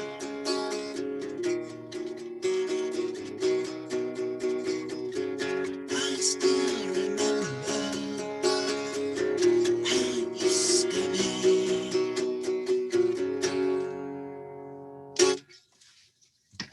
There we go. Woo! Yeah. Let's Thank go. you. It's like, oh wow, it's 12:30, but yeah, I wasn't that loud, so I think it's okay.